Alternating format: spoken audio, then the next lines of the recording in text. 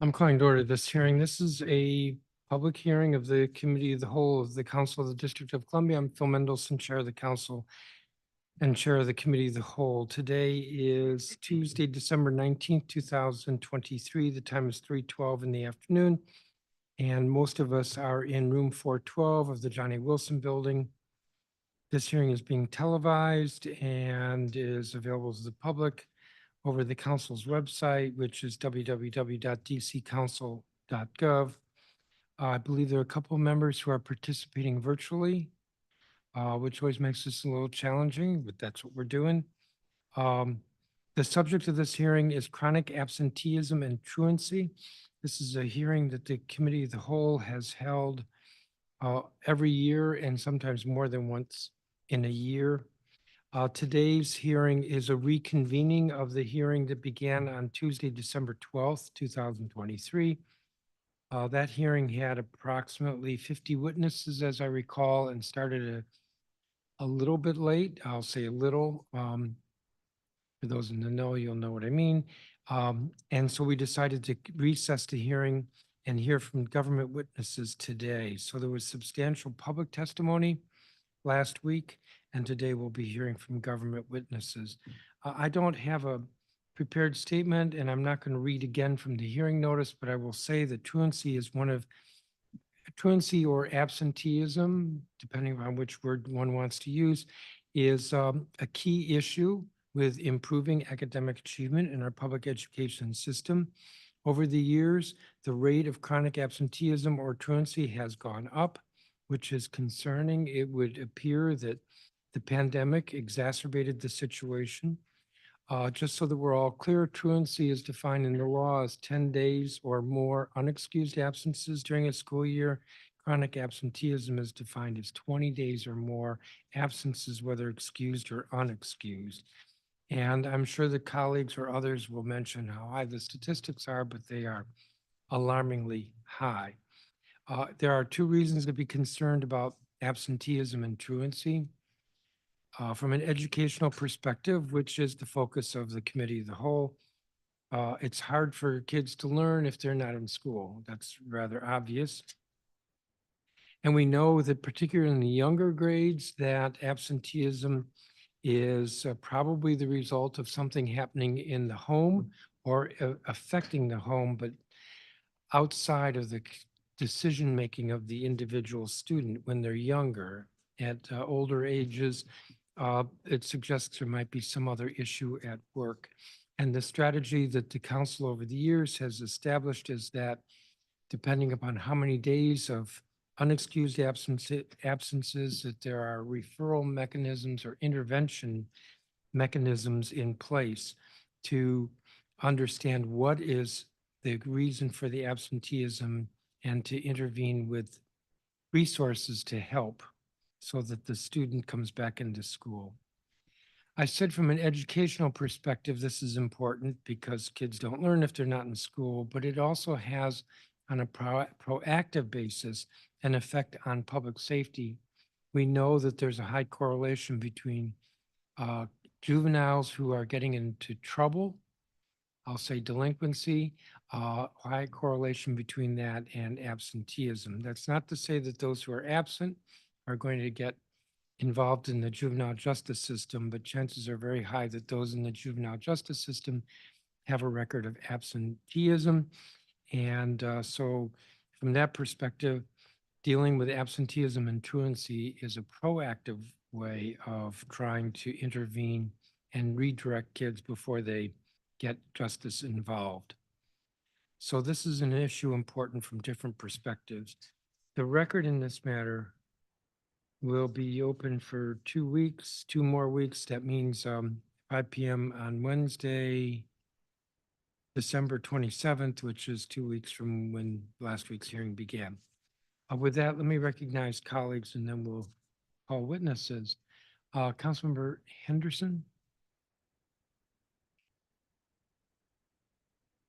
Thank you, Mr. Chairman. I don't have an opening statement. I just want to, let's just get to it. Thank you. Councilmember Pinto.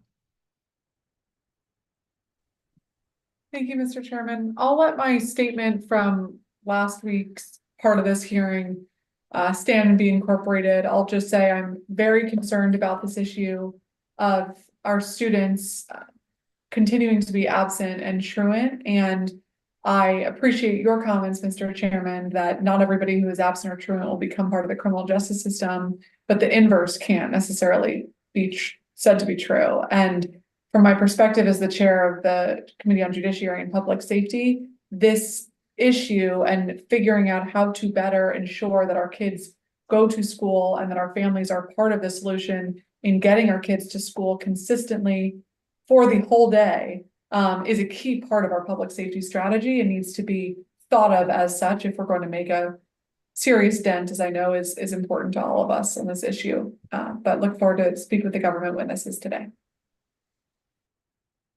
Thank you, Councilmember. Councilmember Fruman. Thank you very much, Chairman Mendelson. I will stick with the theme of brevity as the soul of wit.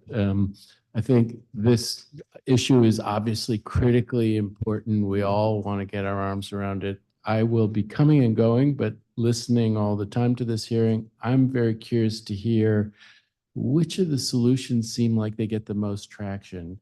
To what extent is this about enforcement? To what extent is this about supports in the schools that will encourage attendance? To what extent is this about programming in the schools, that if we had different programming, we could attract and keep more children in our schools? It is critical that our children be under the roof of the school for the school day, getting an education, staying out of trouble. What are the best ways that we can achieve that? I'll be curious to hear from the government witnesses. Thank you. Thank you, Councilmember. Councilmember Parker. I do not have a prepared statement, but I would say the matter of absenteeism and truancy is the single most important issue I believe that is confronting our schools, because if you're not in school, chances are you're in harm's way and or you are not learning.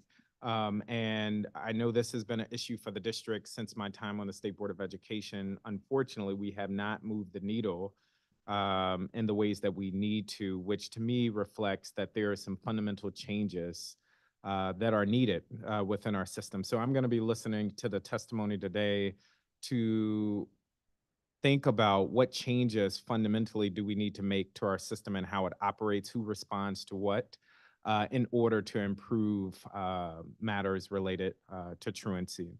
Last thing I would just say is, I know we have a number of government witnesses before us today, and I want the public to keep in mind that there is an interconnectedness that we have to keep top of mind, that it's not just one agency, but if you pull a thread from the fabric of how all of these agencies are working together, it all kind of falls apart. And so with that, the needed changes that I'm thinking about, I'm also considering like where within our fabric are we not working together as optimally as we could be. So thank you, Mr. Chairman. I'm looking forward to the discussion. Thank you, Councilmember. Councilmember Bonds. Thank you very much, Chairman, and thanks to the officials who are here today. As you have said, this is a very important issue, but it's more than that. It's about our community and how we accept the coming and going of our young people.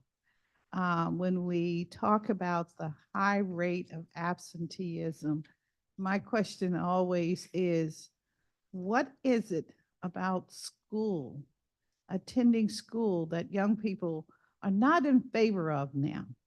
I could talk a little bit about when I was in school and some of the other statistics over the last, few decades, but something is about our schools, some reasons as to why our young people are not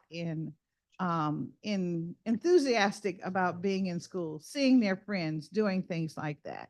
So I really want to understand, what are the findings at the professional level that would inform us as to what us adults are doing in society that would compel our young people to feel that coming and being in school is not where we want to be. And then what do we do about it if we still say that school is so important?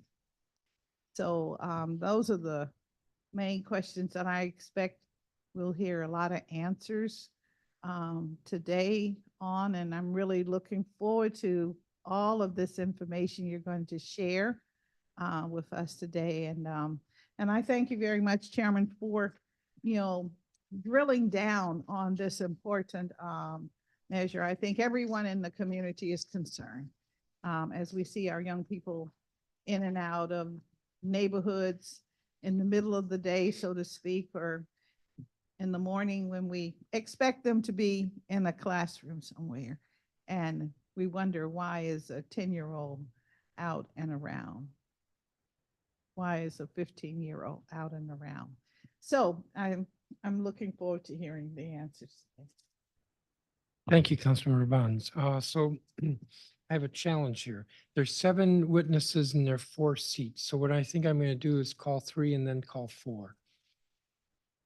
And the first 3 will be Dr. Christina Grant, Paul Kine, who's the Deputy Mayor for Education, and Cynthia Ruiz, who's representing DCPS.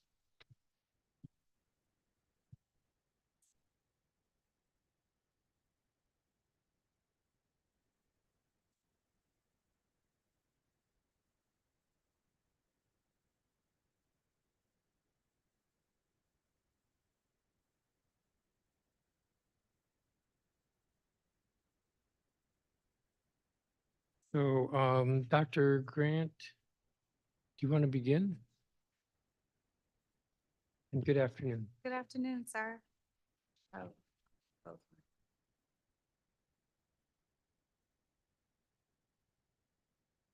Good afternoon, Chairman Mendelson and members of the Committee of the Whole and staff. My name is Dr. Christina Grant, and I'm the State Superintendent of Education for the District of Columbia. I welcome this opportunity to discuss the important and pressing topic before us today, school attendance in the district.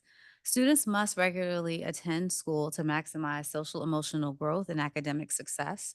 We are investing unprecedented resources to accelerate student learning and advance student achievement in the wake of the pandemic, but these investments are fruitless if students are not coming to school. OSCE's primary responsibility for school attendance is aggregating and validating daily attendance from schools and creating an annual attendance report that analyzes trends across the district. For the 2021-22 school year, OSCE conducted an analysis demonstrating that, on average, every 10 percentage point increase in a student's attendance rate was associated with a 6-point increase in Park ELA scores and a 4-point increase in math. For the 2022-23 school year, OSCE conducted a similar analysis focusing on student growth. Our analysis found that a 10-point percentage increase in a student's in-seat attendance was associated with 2.5 percentiles greater growth in ELA and 2.8 percentiles greater growth in math. To put it plainly, regularly attending school unquestionably increases students' academic achievement and growth. In the 2022-23 school year, chronic absenteeism and truancy rates both decreased by 5 percentage points to 43% and 37% respectively.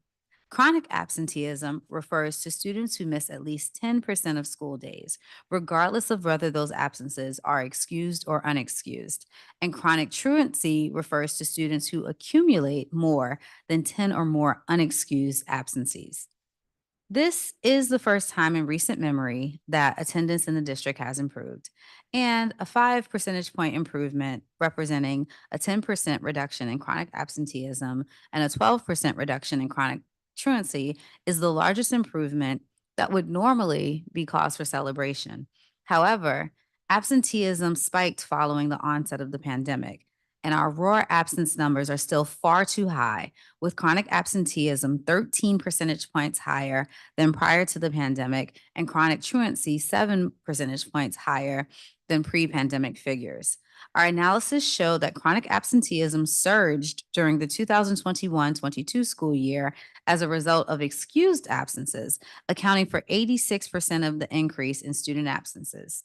In the 2022-23 school year, unexcused absences decreased markedly, but excused absences remained relatively unchanged. There are a number of contributing factors for the continued elevated rise of excused absences, including coronavirus-related sicknesses, increased immunization noncompliance enforcement, and a shift in how parents respond to signs of mental and physical illness in the wake of the pandemic.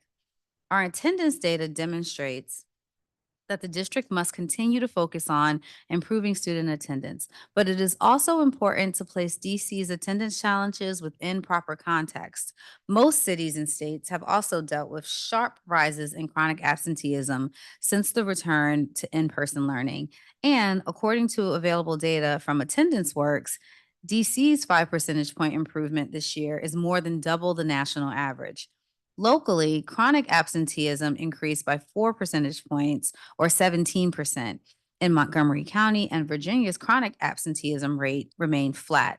I am thankful that DC's attendance rate is improving, yet it is clear that the pandemic produced direct and indirect effects that are having longer-term impacts on student attendance, and our district, we must remain vigilant in addressing this persistent challenge.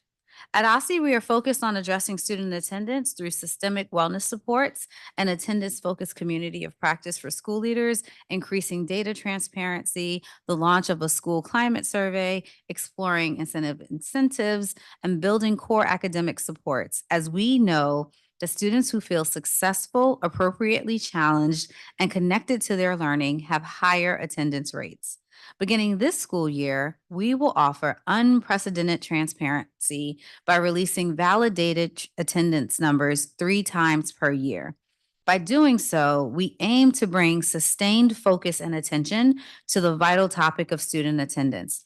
Further, OSSI is launching a district-wide school climate survey tool, which will provide valuable insights into the programs and supports that students and families crave. By the end of next school year, we will have an entirely new data set on schools' programmatic, disciplinary, and environmental approaches. These data, in combination with more granular data obtained through our enhanced course code collection work, will provide critical information to schools, school systems, policy leaders to direct program and funding supports to those areas that best meet our students' needs. When students feel safe in their own abilities and can connect their learning to their career aspirations, attendance rises. Mayor Bowser has continued to advance the work of reimagining high school so that it is a welcoming and captivating experience for all learners. As a part of this effort, we have invested in several initiatives that align learning to potential career pathways, including the Advanced Technical Center, Career Ready Internship Program, and the Advanced Internship Program. The ATC is a centralized location where students from high schools across the district can earn cost-free dual enrollment credit in cybersecurity or nursing. Our annual attendance report analyzed participation in a number of programs to determine their potential impact on student attendance. Our report found that students who took classes at the ATC had in-seat attendance rates nearly 7 percentage points higher than similar students who did not take classes at the ATC. That translates into nearly 13 additional days in school for ATC students. And the good news is that participation in the ATC is growing this year. We have doubled enrollment, adding 6 new high school partners. We have also moved the ATC into its newly renovated permanent home at Penn Center. Trinity Washington University is the instructional partner for the nursing pathway, and the University of the District of Columbia provides instruction for the cybersecurity pathway. Excitingly, Trinity has recently agreed to offer all ATC graduates automatic admission into their Bachelor of Science in Nursing program and an annual $15,000 scholarship. By creating clear connections between school and career and reducing financial barriers to post-secondary success, we are making school more relevant and engaging for DC students. Similarly, culturally relevant pedagogy also increases student engagement. OSSI was proud to partner with several local and national experts and the State Board of Education to draft and publish new social studies standards for the district this spring.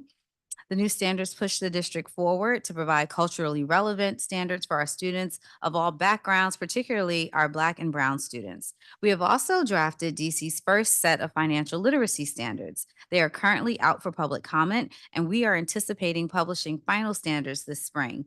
Both of these new sets of standards will go into effect next school year, and the aim is to make it easier for students to connect to the content in their classroom. Attendance is a multifaceted issue, and addressing it will require investments and cooperation across government and throughout our community. Some of the most significant barriers for our students are more systemic and structural in nature and not directly related to the education sector.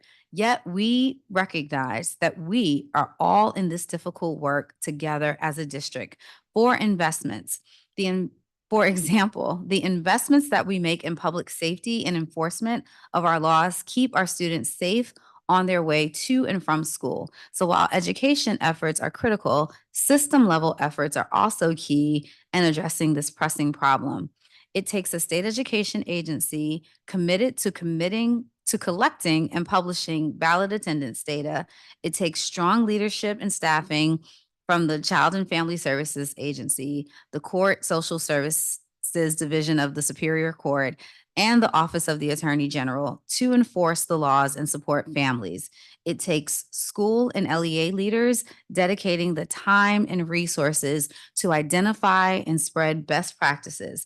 It takes neighbors and partners to stay on top of their children's attendance and impress upon them the importance of regularly going to school. And it takes individual responsibility from our young people, particularly our high schoolers. In some, it truly takes a village to ensure our students are safe, engaged, and ready to learn every day. In closing, I want to recognize the district school staff who are doing the hard work of engaging and supporting our students and their families.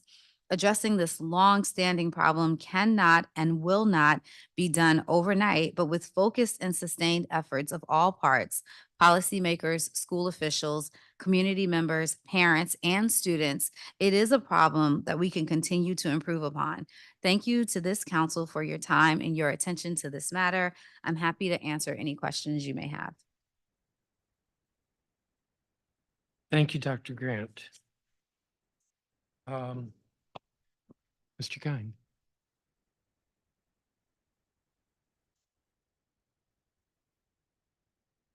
Good afternoon, Chairman Mendelson, members of the Committee of the Whole, staff, members of the public. My name is Paul Kine, and I'm honored to serve as the Deputy Mayor for Education for the District of Columbia. Thank you for this opportunity to testify at today's public hearing on chronic absenteeism and truancy. And a note, I have abridged my the testimony I'm going to read, but the full testimony is in your hands. As Deputy Mayor for Education, the well-being, safety, and academic preparation of our students in the district are my top priorities. Our schools and our educators are doing tremendous work we can all be proud of. However, we cannot fully deliver on our district-wide goals, and students cannot fully benefit from the work their schools are doing if they are not present. Moreover, as we've heard from teachers, they are hampered in driving instructional improvement if their rosters are inconsistent. As the Deputy Mayor for Education and a former classroom teacher, I care deeply about ensuring that our students are in classrooms receiving the high-quality instruction they deserve. We know from research and practice that absenteeism is largely a reflection of a student's connection to school. This is why we focus first and foremost on the school-level ground game so that students feel a sense of belonging and connection to their schools. We also know absenteeism is a family and community issue. Therefore, we simultaneously focus on system-level supports and interventions to address attendance barriers families and students face. Our school-level work to encourage more regular student attendance is grounded in supporting school communities where students feel loved and have a sense of belonging, starting with strong relationships with trusted adults. Building this community starts with teachers, which is why efforts across the district to attract and retain effective educators are foundational to attendance. To this end, we have invested in teacher recruitment and retention, including through significant increases in teacher pay, historic increases in funding through the Uniform Per Student Funding Formula, investments in educator wellness, and investments in expanding the teacher pipeline. Our school level work also centers efforts to support students' mental health and well-being, including mental health services and the integration of social emotional learning inside and outside the classroom. Interventions at local education agencies such as the 6th and 9th grade academy model at the District of Columbia Public Schools, which my colleague Cynthia Ruiz can speak to, serve to support student transitions and foster a sense of belonging. Our investments in restorative practices are another example of district and LEA-driven investments aimed at fostering positive school culture. To support the continued expansion of these approaches, my office recently published a social emotional learning landscape scan to capture and share the existing supports for SEL and school level practices across the district. And OSSI has recently published a set of social and emotional learning guidance for public comment. Any conversation about schools must include a focus on the curriculum and academic offerings. To that end, we've invested to reimagine the high school educational experience, as Dr. Grant was describing, and to expand college and career programming. This includes our investments in free college courses for high school students, work-based learning, including OSSI's paid 4-credit school year and summer internships, our virtual course hub pilot, which offers specialized and advanced courses to students across participating schools, and the Advanced Technical Center, which offers pathways to fee-free degrees in nursing and cybersecurity. Our nearly $35 million investment in high-impact tutoring, reaching over 10,000 students, also supports academic performance and attendance. An Empower K-12 study found that students who received the high-impact tutoring dosage attended school at a significantly higher rate than their non-tutored peers. At the system level, while most attendance-specific interventions happen at the school level, my office has initiated some system-wide evidence-based attendance programming. Namely, last year we expanded our partnership with Everyday Labs to offer every public school serving K-12 student access to an intervention that has proven to be effective at reducing chronic absenteeism in other localities. 177 schools across both DC public schools and charter LEAs opted to implement the EDL intervention, which uses attendance data to target text message and mail communication to families of students who are either chronically absent or at risk of becoming chronically absent. By the end of the school year last year, 11% of students who were chronically absent at the start of the intervention were not chronically absent by the end. Beyond schools, we've deepened our investments in high quality out of school time so that students have engaging and safe places to go after school hours. We know OST can have a positive impact on attendance as well as safety. With the support of this council, we have invested in My After School DC, a down payment on after school for all. Across all our OST investments, we are projected to serve 15,000 students this year, up from 11,800 students in fiscal year 23. I know that every one of us in this room is laser focused on how to improve the safety of our youth. In the pandemic, my office seeded the Safe Passage, Safe Blocks initiative, supporting safe commutes for students to and from school in high crime areas, now overseen by the Deputy Mayor for Public Safety and Justice. We also supported the launch of the DC School Connect shuttle service, which transports select students in high crime areas to and from school. Now, my office is leading the School Safety Enhancement Committee, included in the Fiscal 24 Budget Support Act. We look forward to presenting recommendations to the council in the coming months based on input from committee members and numerous interviews and focus groups. In these ways, we are working to promote the safety of our youth so that students are not deterred from attendance based on a fear of violence. As a result of these school system and attendance-specific efforts, we've seen some progress, namely a 5 percentage point decrease in both chronic absenteeism and truancy across the district between this year and last year. However, these rates have not come down to pre-pandemic levels of 30%. These trends are mirrored in school districts across the country, with 39% of students being chronically absent in Boston, 40% in Chicago, and 68% in Detroit. In order to explain our current and future areas of focus for improving attendance, I want to start with a description of a student's attendance journey. Once a student begins to experience absenteeism, schools make same-day robocalls and send email communications. They continue to reach out to families for each subsequent absence through phone calls, emails, and text message communications. At the latest, once a student hits the 5-day threshold, the student support team, or SST, gets involved, leading to a meeting with parents. For each student that reaches the 5 full-day unexcused absence threshold, the SST works to understand the underlying cause for the student's absences, communicate and collaborate with the student and the student's parent or guardian, make recommendations for academic or social work services, use school or community resources to abate the student's truancy, and develop and implement an action plan in consultation with the student and student's parent or guardian. And you heard much about this in the public testimony last week. Beyond the initial meeting with parents, SSTs are expected to meet regularly thereafter to ensure that their plan of action results in improved attendance outcomes for the student and to make adjustments when necessary. Now, while the work of SSTs continue, a student between the ages of 5 and 13 who reaches their 10th unexcused absence is referred to the Child and Family Services Agency.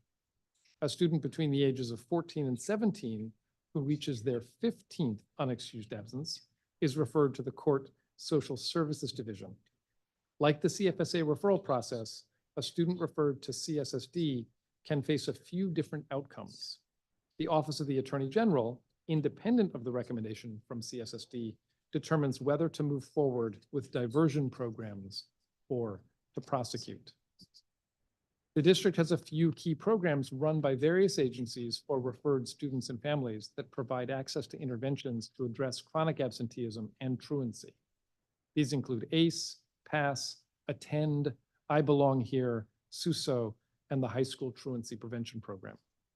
Notably, these programs are limited in scale, voluntary, and run by various agencies with different governance and accountability structures. We have a system that is working in large part as designed, but we have a new normal post-pandemic, and we must adapt. As a result, we are exploring systemic and policy changes, as well as evaluating interventions to drive continued and accelerated progress. At the same time, we are reconfiguring, through the help of a consultant, the Everyday Counts Task Force, so it can take on a stronger role in coordination across agencies.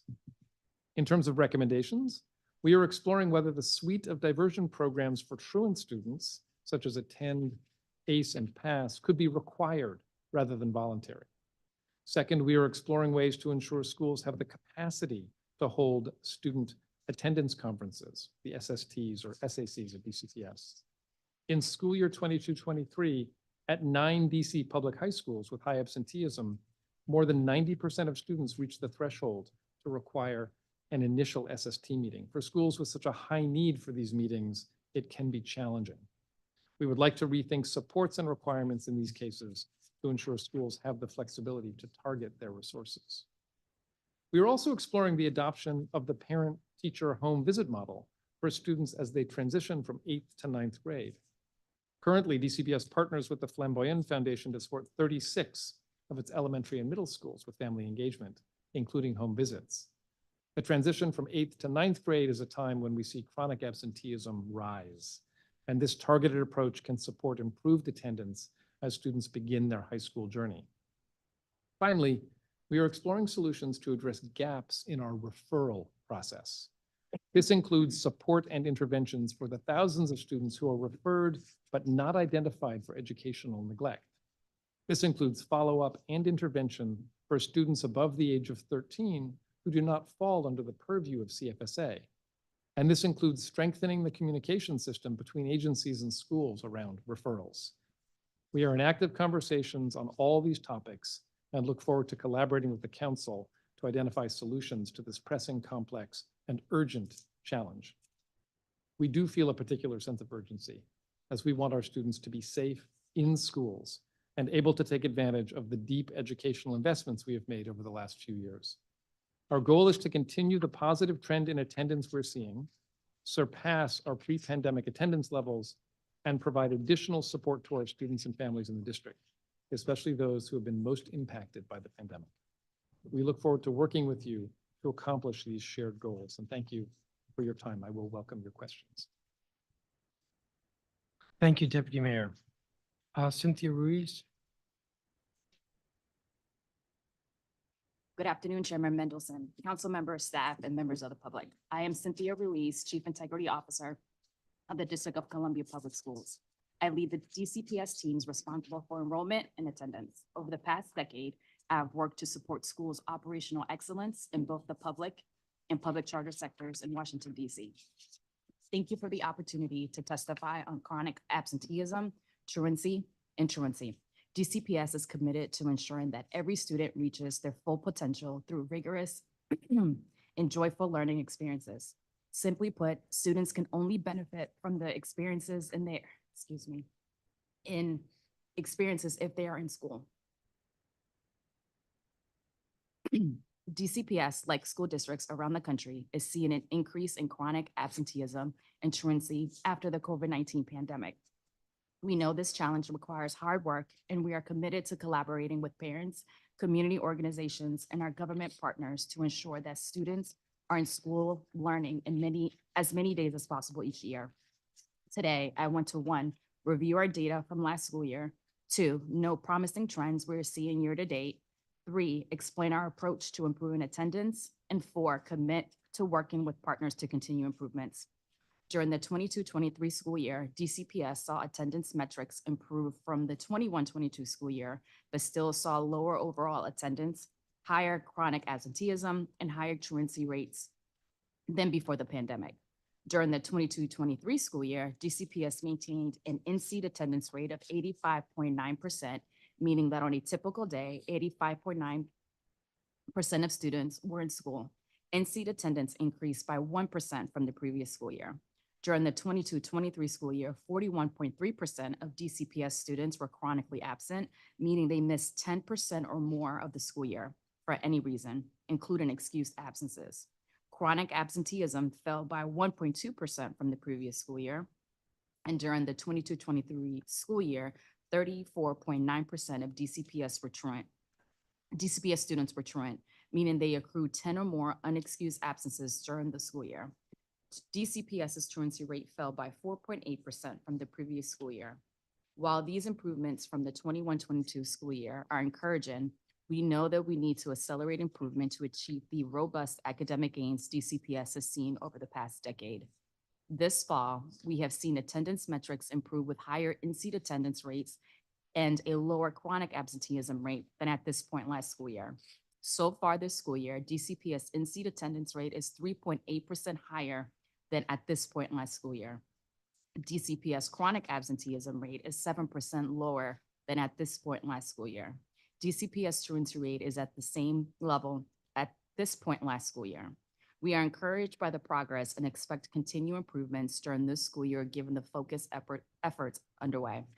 Please see the table included in my written testimony for more information on our attendance metrics for this school year. DCPS employs both system-wide strategy as well as strategies targeted at groups of schools to support attendance and reduce chronic absenteeism and truancy. 2 key system-wide strategies are comprehensive school plans and a multi-tier system of support. First, I want to share more about our annual comprehensive school planning process. This planning process is anchored in schools' performance data across multiple domains. With the guidance of central teams and other instructional superintendents, school leaders and their teams outline targeted improvement strategies. All comprehensive schools plans must include strategies to improve attendance.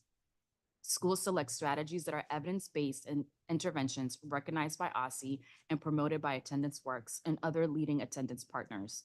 These can include mentorship, regular check-in and check-out times with students to monitor attendance, connecting students to an adult in the building they can consult with regarding their concerns, and home visits.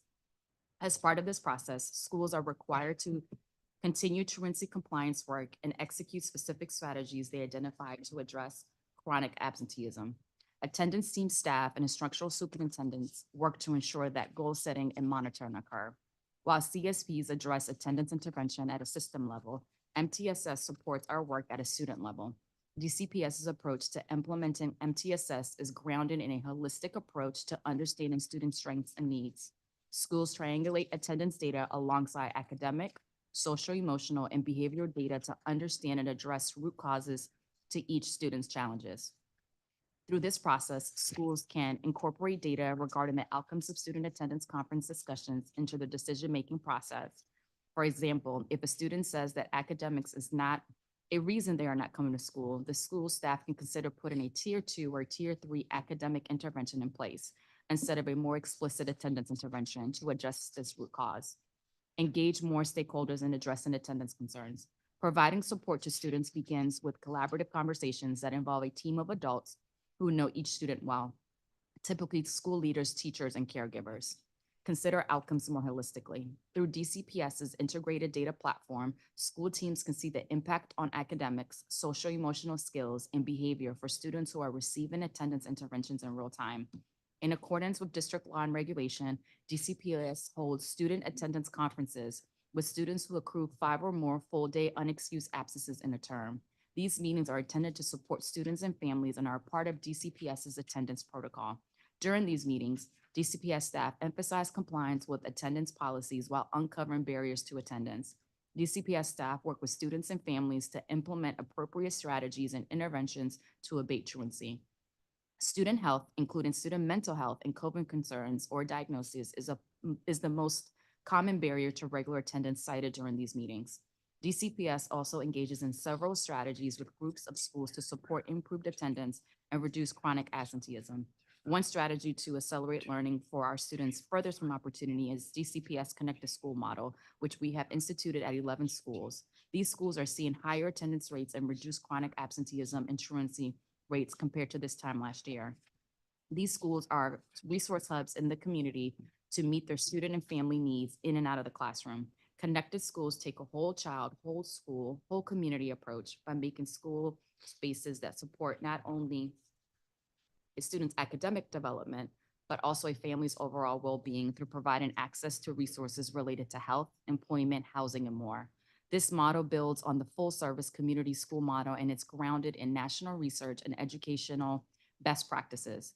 Each connected school employs connected school managers who coordinate with principals to connect school communities with needed resources.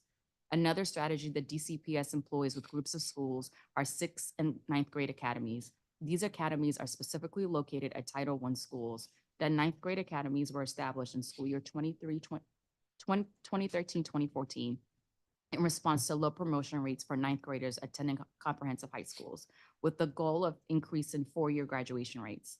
Our academies support first-time 9th grade students' successful transition to high school, providing clear expectation and ensuring frequent feedback with a network of social, emotional, and academic personalized interventions.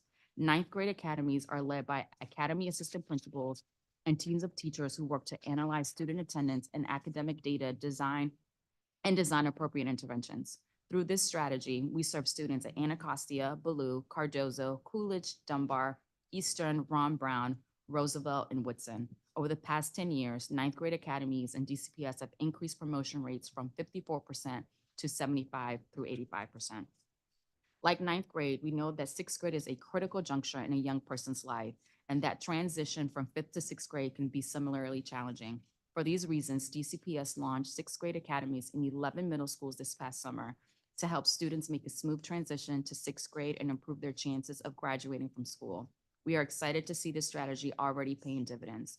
Students who are economically disadvantaged in these academies are seeing a higher in-seat attendance than economically disadvantaged students who are not participating in these academies. In addition to building nurturing and trusting environments within the school setting, we know that trusting relationships are the foundation for connecting with our families. Historically, one evidence-based way that DCPS educators build these trusting relationships with families is through home visits. To ensure the quality of home visits and other family engagement work at the school level, each school participating in our family engagement program has a family engagement leadership team comprised of 1 to 4 teachers or staff and an administrator. Teachers and staff serving on these teams receive additional compensation of approximately $2,000 for work outside of contract hours. 9 schools that participated in the program are returning this year. 9 schools are joining the program, and 18 schools are receiving more limited support now that they have graduated from the program. Over the last decade, 2 studies of DCPS home visits have shown positive impacts, including on student attendance, behavior, and literacy. In teams of 2, school staff visit families in a location of their choosing and focus on getting to know the family and child. Educators and families both share their hopes, dreams, and expectations for the student. The program is funded via the DCPS Office of Engagement and Partnerships local budget with the support of the Flame Beyond Foundation. While we are encouraged by continued progress this fall, we know that families, schools, communities, and government partners must continue to work together to improve attendance and reduce chronic absenteeism and truancy. We are committed to collaborating with all partners on this important challenge. Thank you for the opportunity to testify today. And thank you as well for your first vote in favor of Tyler Elementary School's name change to Shirley Chisholm Elementary School. We appreciate your support. I look forward to answering your questions. Thank you, Ms. Ruiz. So we'll have one round, 15 minutes of questions.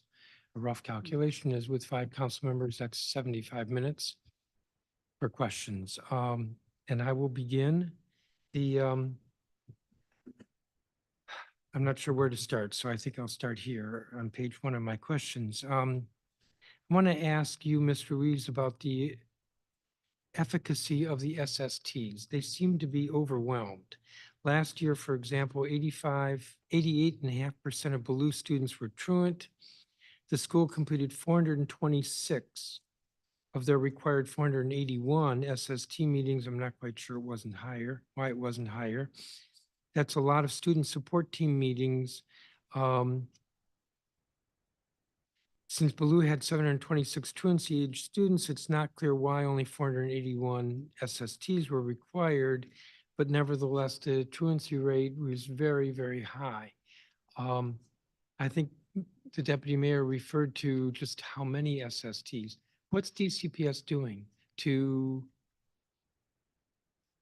improve the efficacy or the ability or the capacity? Thank you. Thank you for the question. And I appreciate sort of the push on that. I think we all feel and agree that SACs and SSTs are important in diagnosing what's going on. At the school level, you're right, there are school POCs are slightly overwhelmed. I'm going to interrupt because I have now I have 13 minutes. What is being done to increase capacity? Outside of us providing additional training, ensuring that from the central level of schools feel supported and the process is streamlined, there is still a checklist and things that have to happen in order for us to, support attendance and attendance policies.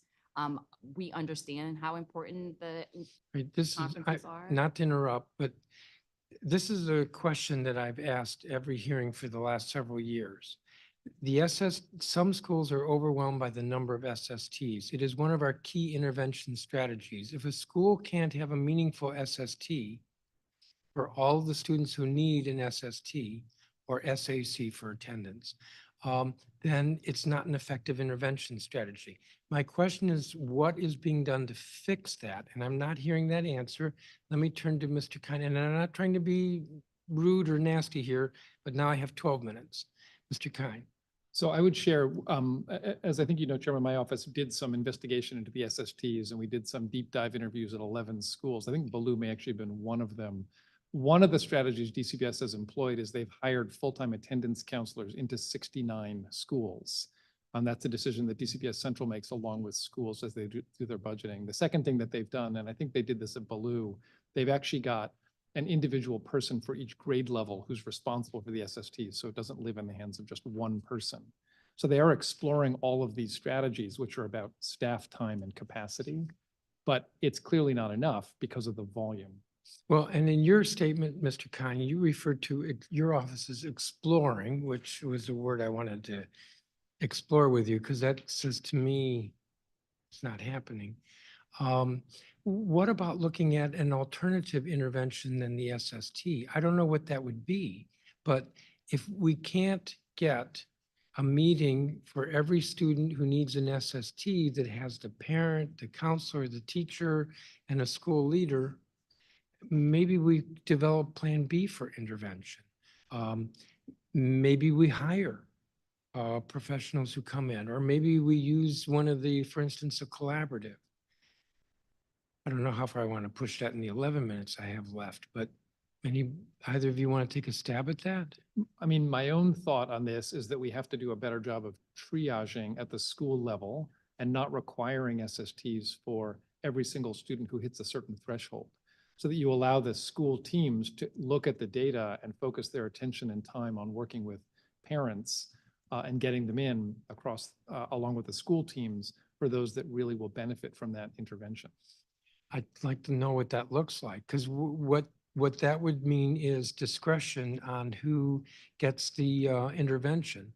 And that could work very well if there is integrity in that selection process. But if it's just we're overwhelmed and so we're then just going to kick out so many students, that's not very good. Yeah, I agree with you. And the 5 came from, the number 5, I'm pretty sure came from a back and forth between the council and maybe DCPS or OSSI years ago. This wasn't something that the council just created out of thin air. Let me ask Ms. Ruiz very quickly. Every year, the attendance report from DCPS is delivered in September. This year came in December. Why late?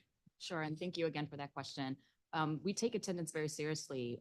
We understood, the data that we were presenting. We wanted to have a thorough review of the data, ensure that it was accurate, and just really take a step back to figure out what's happening at DCPS and how do we address it. And you haven't done that in previous years? And we absolutely have. So then why 3 months later this year? I mean, no excuse. We just wanted to ensure that, the proper reviews and that we were looking at the data properly. So let me ask you this. Part of your testimony referred to the 6th grade academies as one of the strategies. Sure. My recollection is the 6th grade academies are funded out of ESSER money, which goes away at the end of this year. So how's that a very good strategy if you don't have long-term funding for it? Sure, and I understand that. I think what we're building are the habits at the school level. I think the excitement that our 6th graders are getting, how they're receiving the supports, then they're going to turn into 7th graders and also just sort of share that excitement of being in school and hopefully sharing those habits with our incoming 6th graders. So it's an ongoing. Of course, DCPS will do its very best to continue to fund as appropriately, but we look forward to having those schools build those habits within the culture, within the things that they celebrate at the school. I'm going to say I'm not very convinced there. I don't think that this year's 7th graders are doing a whole lot of leading by example for this year's 6th graders. Well- And maybe for this year's or last year's 6th graders, they carry the discipline with them to the 7th and 8th grades, but that's a one-time benefit. But let me ask you this. Brookland Middle School had 392 truancy eligible students. Jefferson Middle School had 408 truancy eligible students. 392, 408. They had similar number of economically disadvantaged students. Last year, 4% of Brooklyn students were truant compared to 49% at Jefferson. 4%, 49%. What's Brooklyn doing that works so well, and why isn't that being replicated? Sure. Thank you again for that question. And thank you for highlighting Brookline. I think Principal Richardson is doing an amazing Please job. get to the answer. Yeah, there's student culture. Their culture is great there. They have strong leadership that really he has embedded into his day to day. I don't disagree with you. There are some shared practices that we are trying to replicate across the 6th grade. But including shouldn't we, Jefferson. after 10 years, have figured out that where it's working, we want to replicate that other schools rather than like, oh, gosh, Brooklyn's working pretty well. Let's maybe apply that elsewhere. And thank you again. And we are doing that. Again, we are very specific with the 6th grade academy work, and that is the hope that we're replicating those best practices across those schools to your point, to ensure that the Jeffersons, the Kramers, the McFarlands of the world are getting sort of that same support and are sharing those best practices, understanding that every neighborhood may have different challenges, but hoping to share what's working well and sharing that across DCPS. So Dr. Grant, let me turn to you. There are folks who think that OSSI should be doing more. I'm thinking, for example, the Colby King column from a couple weeks ago. Did you read that column? We did. Yes. Well, he thought that OSSI was. Sorry, I didn't hear you, sir. You were referring to Mr. King? Yes. Okay. Yes, I did read that article. What's your response to that? I would want to engage in a more broader, and I'm gonna defer the pleasantries of saying thank you and all of that because Yes. of your time. I would want to engage in a broader conversation around what individuals would want OSSI to do in terms of doing more. The work of attendance largely lives at the LEA level. And the conversation you just had, what is taking place in each school community? How is it being replicated? Currently, OSSI collects attendance data. It's validated at the LEA level. We currently have communities of practice stood up on attendance. We engaged with this council and state board last year on changing attendance regulations, but I am deeply interested in engaging conversations around how we can do more. Both DCPS and the Public Charter School Board publish reports that provide their referral data, and deeply would want to understand more of what role OSSI should play in the referral process. Well, I'll acknowledge that what I want to call the Truancy Task Force lives in the Deputy Mayor for Education. It's now called Everyday Counts. Everyday counts, correct? And which would suggest that DME has an oversight responsibility, but I don't know if that's correct. But Mr. King's criticism is that you get the data and then he followed up with a question and didn't get an answer. So then, as he wrote, "Nag that I am," I followed up by asking, and then he went to the courts and he got information about, for instance, this is for the older kids, court social services, that a whole lot of the referrals are just deficient in terms of information. The suggestion being that OSSI could ask the same question that he asked and then take it back to the schools. Hey, you may be reporting that you're making these referrals, but the referrals are unacceptable.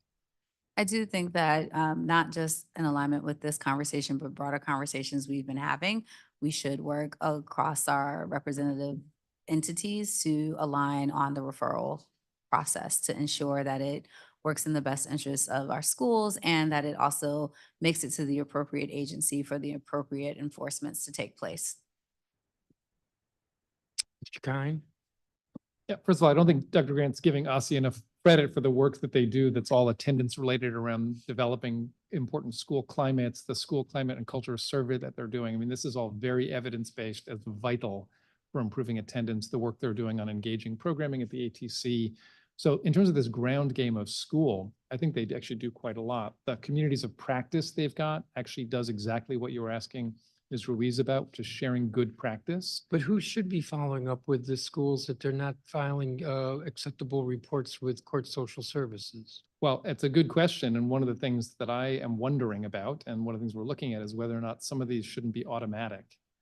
Because one of the challenges we've got with the referrals, which I'm sure you'll get into with our colleagues at CFSA and CSSD, is that the paperwork burden is actually quite considerable, where you have to produce 7 or 8 different documents for every referral. And you end up with a situation where some are not referred because the schools will tell you that they're worried about their relationship with the family. And so we have a question about whether or not you just want to make these referrals automatic, in which case there's no oversight needed apart from at the level of data, which maybe OSSI could do. Okay, well, but they're not automatic at the moment. So is this an OSSI, that OSSI should be following up with the schools, or DME following up with the schools, or nobody follows up with the schools? And I have 2 minutes left. So in my opinion, in the current circumstance, and I'm interested in Dr. Grant's perspective on this, I actually think that the schools should simply report out publicly on the referrals that they're making versus those that they should be making. Say that again? It should be a matter of public record what proportion of the eligible students for referral are being referred. And we get that annually in the reports. So you actually do have that. So for example, in DCPS's report, we know what their numbers are. But if you're suggesting you want it more regularly, that's something we could look at how to produce from the LEAs. But then that's just giving us numbers as opposed to actually getting us referrals. So they report 100 kids to CS, Court Social Services. Court Social Services rejects 80 of them. So we report that number, as opposed to how do we get the number up to 100? Or who's responsible for oversight of the school saying, hey, your referrals aren't sufficient? So that in this instance for DCPS, that should be my office. In terms of the charter schools, I would say the Public Charter School Board. Let me ask you this. I am out of time. This has been an issue I've been unhappy with for years, and that is that everybody's supposed to have their reports, if I remember correctly, by September 1st. Attorney General might be earlier, except for OSSI, which has until November 30th. And actually, there was a criticism. I recommend this blog post to anybody who's interested. 60% of DC high schoolers are chronically absent. It's a DC crimefacts.substack.com. The author is Joe Friday. And he is critical of the timing of the OSSI report, the fact that this data is available only at the end of November for a school year that ended in June shows that DC schools' attendance data is incredibly disorganized and or intentionally withheld from the public. That may or may not be correct, but why can't we get this report from you, meaning OSSI, earlier than November 30th? Because as lots of individuals, let me frame, because I was responding to the overall criticism. One, the November 30th date is legislated by council, and so we can engage. No, in- that's because OSSI wanted that. But I'm framing, I'm trying to frame out where we are. So that's one. Part two is we go through a quite robust set of data validations.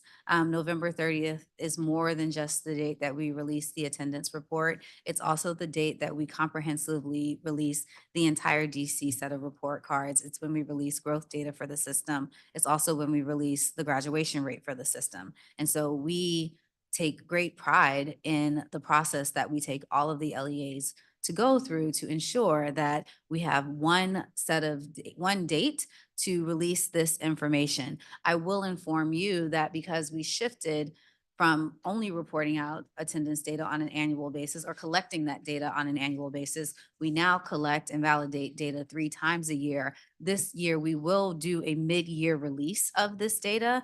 And so that will be another effort to move forward in having more transparent data. We also said, or I also said in my testimony, that we would be willing to report this data 3 times a year to be in alignment with the collection of how we are now collecting data 3 times a year, but naming not for the council, but for our entire LEA system, that we will be taking every LEA through attendance validation 3 times a year. We would be willing to do that. This year, I can let you know that it will occur twice. It will occur in the spring of 24, and then we will actually release the attendance report on November 30th of 24. One other question. The law requires that the annual report from OSSI include a summary of the action plans and strategies implemented by the school-based student support team, a summary of the services utilized by students to reduce unexcused absences, and a summary of the common barriers to implementing the recommendations of the school-based student support team. And that was not in this year's report. I don't think in previous years' reports either. Why aren't they? It's my understanding it is in the report. So would we be able to follow up with you on where it's located in the report? Sure. Because it's my understanding that both DCPS and the Public Charter School Board provide the information, and it is in this year's report. I don't want to take the time to go through the barriers, strategies, and services, but it's my understanding that it's in the report, and I could have the team, Be happy to have you follow up. Yeah, I can have the team, if someone else asks different questions, I can pull the report and point out where it is. Thank you. Councilmember Henderson. Thank you, Mr. Chairman. Deputy Mayor Kine, I was interested in the conversation that you were having with the chairman around whose responsibility it is to check in. How often do you receive readouts of referrals to CFSA, referrals to CSD, or just overall truancy numbers? The chronic absenteeism and truancy numbers I get on a weekly basis. So we look at the year-to-date numbers, we look at them compared to the prior week, and we look at them compared to the prior year. And as you've heard from Ms. Ruiz, they're actually trending very well this year, which we're happy about. The referral numbers I get on an ad hoc basis when I request them. So that's not in a standardized report. Should that not be more frequent for you if you're the person who is the oversight I mean, we can debate all day long in terms of the Public Charter School Board as the authorizer of whether or not they should be doing these types of checks to determine whether or not the LEAs are in compliance with the law. You have more direct access to DCPS. So you can see when the number of students who should have been referred versus the number of students who have been referred, and have those conversations with the chancellor about improvement. That's correct, yes. And so, yes, I should be receiving them more regularly. I will share with you that DCPS Central Office has done a lot of work with its own schools in this regard, and they do follow up with the schools when they look at the numbers, and their referral percentage numbers have actually gone up year over year, last year versus the year before. Then I guess then the because of that. question is, when does it escalate to the level of somebody else getting involved? Because I look at these numbers in terms of the number of kids who should have been referred versus who was referred, and I'm curious what happened. Perhaps it is a paperwork conversation, perhaps it is something else, but as the deputy mayor, I feel like the questions should come from you to the LEAs first, no?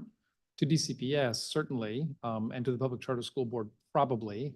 Again, as I said in my testimony, I think in general, we have a system that works as designed. I mean, the DCPS referral numbers to CFSA are very good.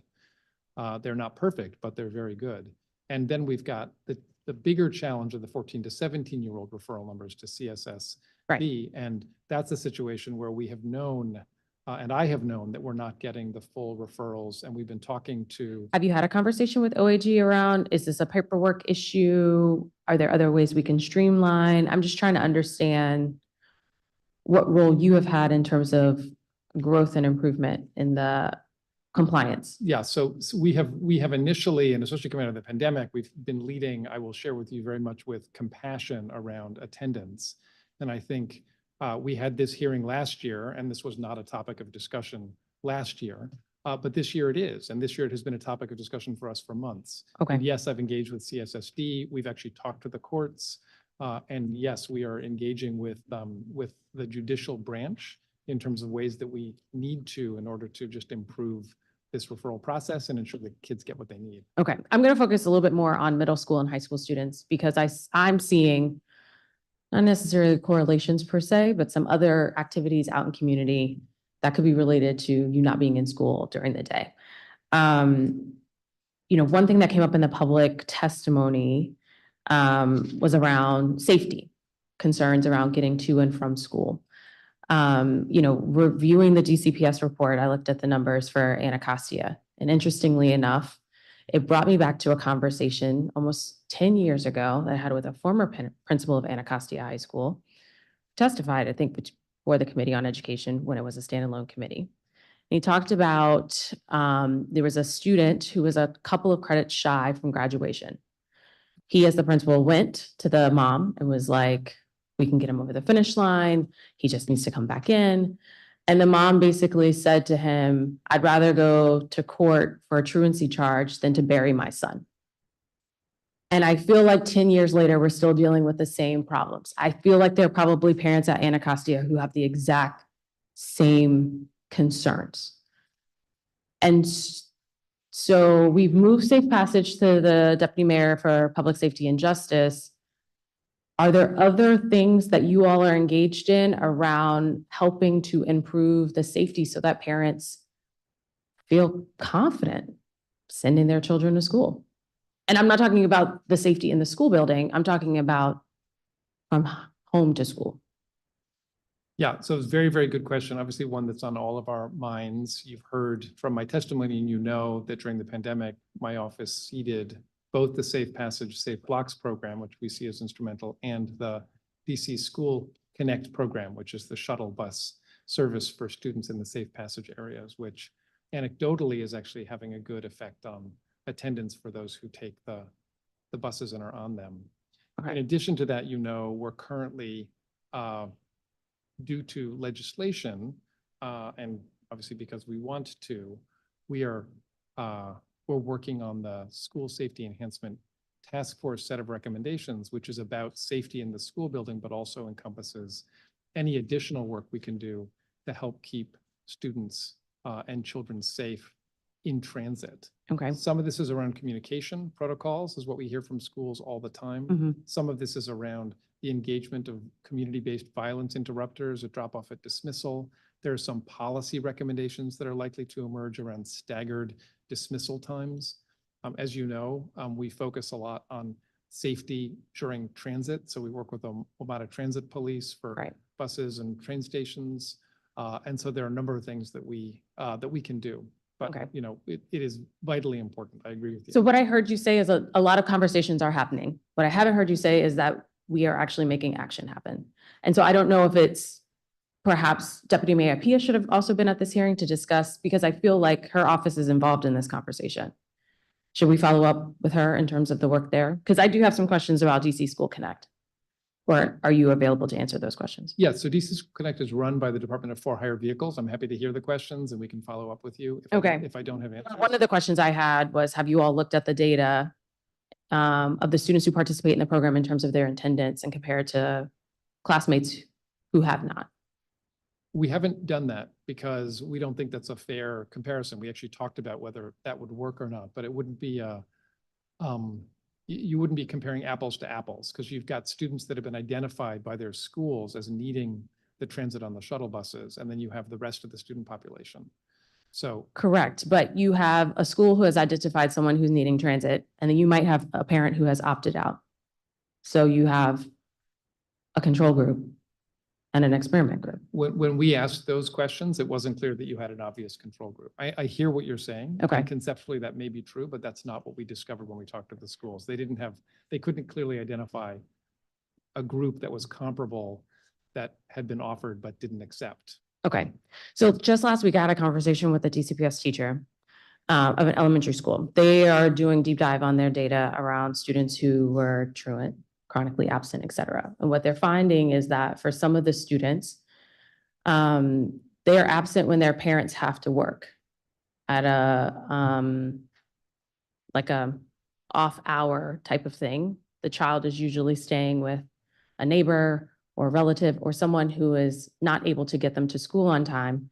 And her question was, are there any programs or funding available that we can do to help get kids to school? Because what they had been doing at this school was the teachers were literally going around and picking up kids and bringing them to school. And the principal said, you guys need to stop that, liability, et cetera. But they know what the issue is transportation. And so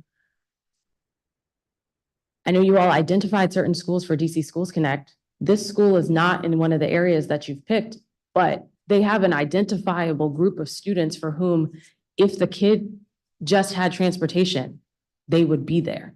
And this is different. It's elementary school. So it's not like I can give you a bus pass and hope for the best.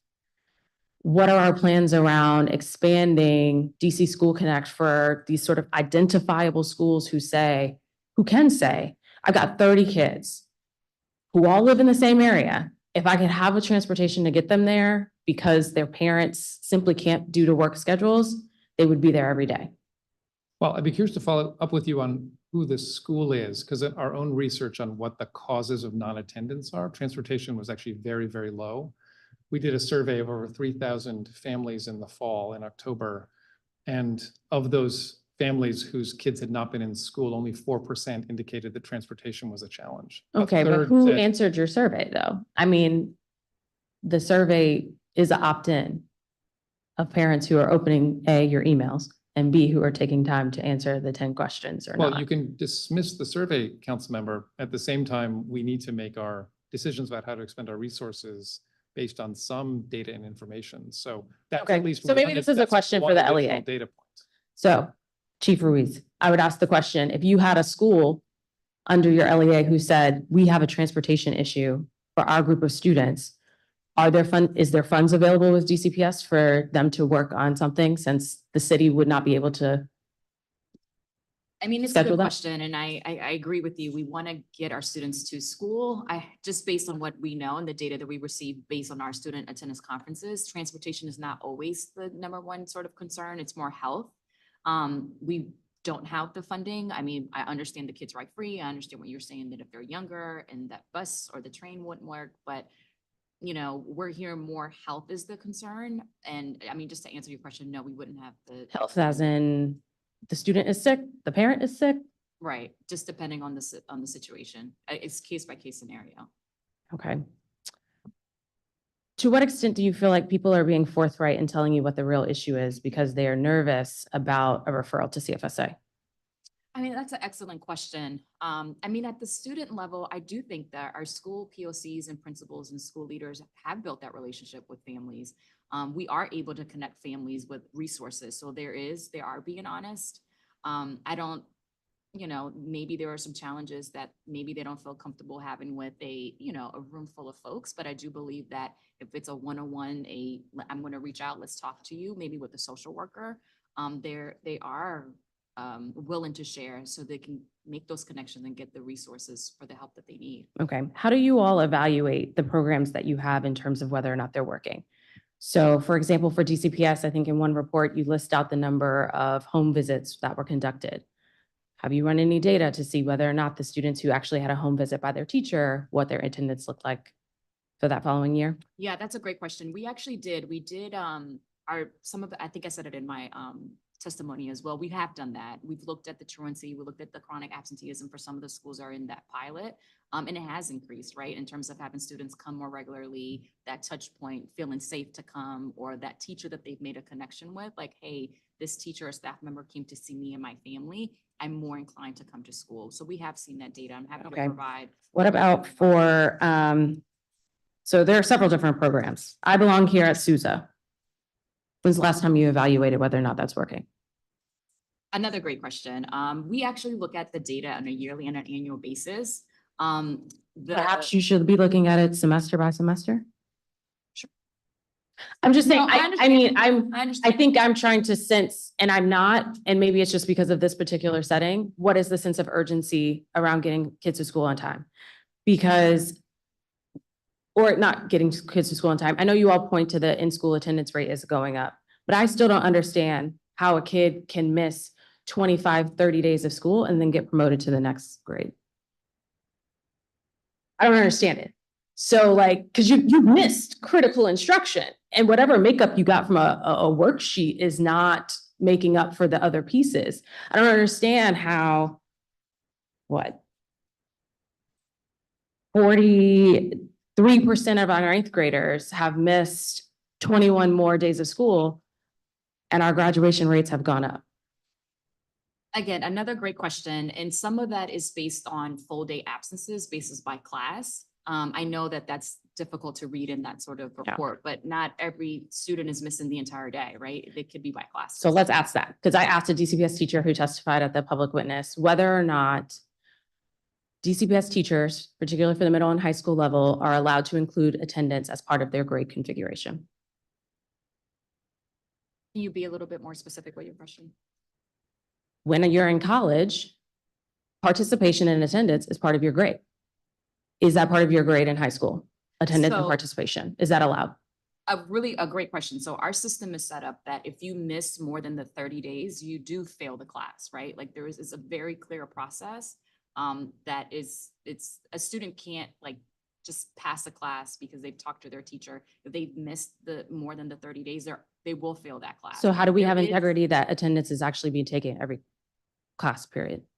How do we have I mean, we do checks. We absolutely do the checks on a weekly basis. Centrally, there's attendance specialists that work essentially on my team who do work with schools, with the clusters to ensure that we're monitoring the data and holding schools accountable to it. Okay, I don't want to feel like I'm coming at you. You're the only No, LA that's who's okay. here. That's okay. But I think that like we're spending several $100,000s on I belong here, show up, stand out, every day counts. And it doesn't seem like anybody's evaluating whether or not any of this is actually working, whether or not any of these partners are actually effective in getting these folks to show up every day. And if they're not, then maybe we need to pivot. And if they are, perhaps we need to double down. And so I feel like in this conversation, I have data, but I have a whole conversation and piece that's missing of like what's actually working. But I'm over my time. Mr. Chairman, thank you. Thank you, Councilmember. Councilmember Pinto. Thank you, Mr. Chairman. Thank you all for being here. I want to start with you, Deputy Mayor Kine. You talked about in your opening statement that kids need to feel safe to come to school. And Mayor Bowser, on many occasions over the last year, in public conversations about public safety, has talked about the policy environment in our schools that is not leading to kids feeling safe. Do you know what she's referring to, or are you engaged in any efforts to change the policy environment in our schools such that kids feel safe? Yeah, thanks, Councilmember Pinto. I believe what the mayor is referring to, I wouldn't want to put words in her mouth, but I think what she's referring to is the discipline policy that currently exists in legislation and the work that we're doing with DCPS and public charter schools to ask the question about whether there are aspects of that policy which limits the number of in-school and out-of-school suspensions that students can receive, whether there are aspects of that policy that actually need to be changed in order to make our schools safer. We have heard anecdotally from colleagues at DCPS and elsewhere that there can be occasions when a student has reached that limit where their behavior might warrant an additional suspension and the school cannot give it to them. So you have a situation effectively where there appears to be no consequence for some act within a school that otherwise, one might think would be helpful. So that's the policy environment. And we're currently actively looking at the code and working with our LEAs to determine if there may be some suggestions we would want to make about that. Okay, and those suggestions would be legislative suggestions? They're both legislative, but also programmatic.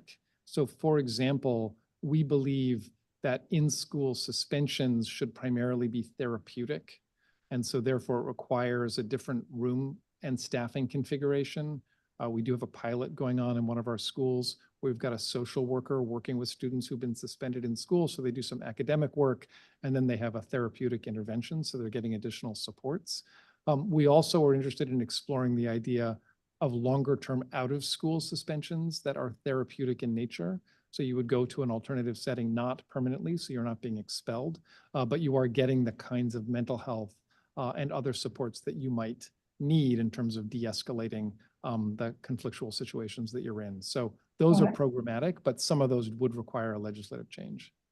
Okay, well, thank you. And I've been kind of hearing about this for several years. So I would just say that those things that can be done at a programmatic level, hopefully we can move towards implementation, and those things that you believe need legislative fixes, I hope you can bring those to us so we can keep moving forward. In terms of it, I want to go back to you, Ms. Ruiz, in terms of what you were talking about with Councilmember Henderson and attendance. So year over year, the data shows that chronic absences have gone down slightly between school year 2021-22 and 22-23. But DCPS changes definition of what's considered an absence in this school year before the last school year. So a student would be counted as absent for the day if the student missed 20% or more of the day, or the 80-20 rule. And the rule was changed starting with the 2022-2023 school year so that a student would only be counted absent for the day if the student missed 40% or more of the day, otherwise referred to as the 60-40 rule. So one, are we now underreporting in theory because what constitutes an absence is different? And do you think this is the right policy? And could this lead to students saying, well, I'm going to miss 40% of the day because I know I won't be held accountable for my absence? Thank you for that question. And we do support the policy to shift from 60-40. I think it was tough to have students feel that if they missed 20%, that they were going to be absent for the day. So the shift we were in support of. We do see the benefits of it and are working towards that this school year. If there is if there is sort of like a specific question around how our secondary schools are dealing with this, happy to answer that, but we do support it. We're not necessarily seeing, we're not underreporting. I think it's to ensure that students are getting the proper credit while they're in school. And also, Councilmember, I'm not sure if Dr. Grants wants to speak to this, but OSSI did an analysis exactly along those lines. And I think found a 0.2% difference in, it might have been chronic absenteeism. That's correct. So the shift it's a 0.2 difference, which is significant, but we didn't see like a dramatic shift. We've been providing targeted technical assistance to LEAs on the taking of attendance, the reporting of data. But Ms. Ruiz is correct in her response in that the work, the energy, the support to have students come to school all day, every day, particularly at the middle and high school level, is school by school work that's targeted to their communities. But the deputy mayor is correct in that through our state board, we were the entity that changed the attendance policy and shifted to the 60-40 rule, which is the national norm. So we wanted to ensure that students could get the most credit for coming to school, but did not want to have an adverse effect of in any way suggesting that students miss a significant portion of the day. Okay, well, I'm heartened to hear that data, that it's not as wide as I'm hearing anecdotally, because anecdotally I'll hear that kids will say, you know, I'm not gonna go earlier than I need to go. So I'm just going to do something else for this entire morning block or entire afternoon block and leaving early. Are there strategies that DCPS is implementing to discourage this kind of behavior? Sure. I mean, again, I think we share the same concern around having our students be in the building throughout the day. I mentioned before sort of our MTSS, which is at student level, where we meet with students and just ensure that we're trying to figure out the root cause, whether it's behavior or academic. There's a lot of culture building with our, school leaders. Again, we do some of the evidence, the research-based evidence in terms of like checking in, checking out, if there's like an adult that a student has in the building that they feel comfortable with, and ensuring that they're have checkpoints throughout the day. There are different sort of interventions and strategies that we do implement. And again, we agree with you. We're working hard and with our partners and our sister agencies to ensure our students are there every day, all day. Okay, so last year, how many students were referred to a student support team as a result of their chronic absences? Just over 10,000. Just over 10,000. Okay, and how many of those students actually met with their SST?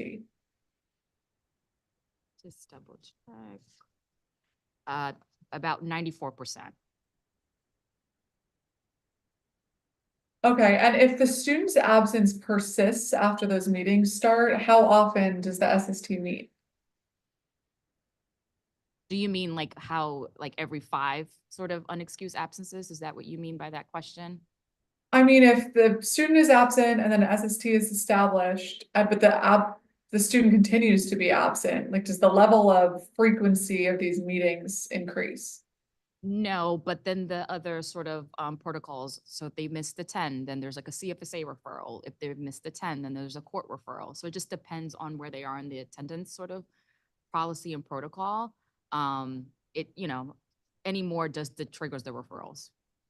Okay, and then what is DCPS's role once the CFSA referral has taken place? Sure. Another great question. And again, we work together with our sister agency to sort of ensure that we're doing our referrals.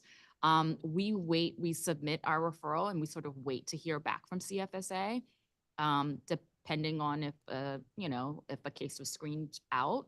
But we just wait for them to sort of let us know if they're moving forward with the case or if they're closing it out. Okay, and when you say wait for them to let us know, like, is there another layer of follow-up from DCPS's perspective?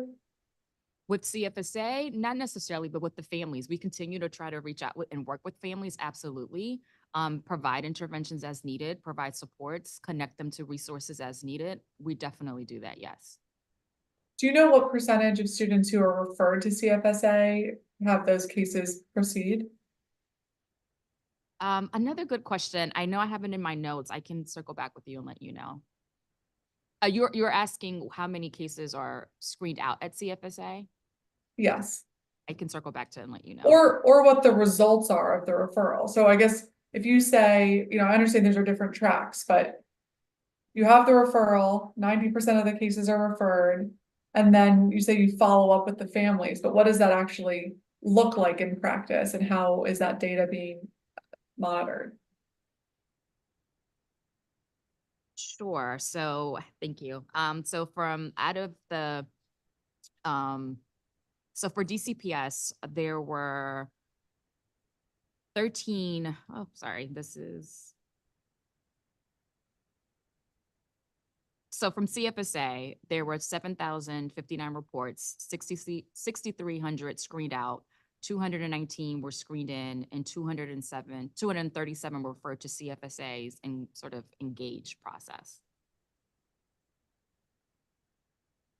Okay, and then I what mean, happens when I would definitely DCPS's lean perspective? on, yeah, I would definitely lean on CFSA to speak to their data and how they screen in and screen out cases for sure. Okay, thank you. And I will certainly ask CFSA those questions from their process, and maybe I can turn to you, Dr. Grant, but from kind of an oversight perspective, or the deputy mayor, what happens after those cases are referred? What are we doing to keep pushing for those students to attend class? Deputy Mayor, do you want to weigh in? I think I will just share the following, Councilman. The way that I think about it is you've got a process which requires a referral to an agency, CFSA or CSSD. That doesn't, once referred, that doesn't mean the school stops doing anything in relation to that student or their attendance. It's a parallel process where the school, and I think we heard this from some of our public witnesses last week, will continue to work to engage with the family and to engage with the student, because often the students are coming, but they're just coming sporadically. So the kid may still show up in the building, or the school will continue its outreach, or the student's name will be on the SST list and they'll continue to make its outreach. So I would think of this as a parallel process. Right, and that's what I'm trying to understand, the parallel process that is ongoing.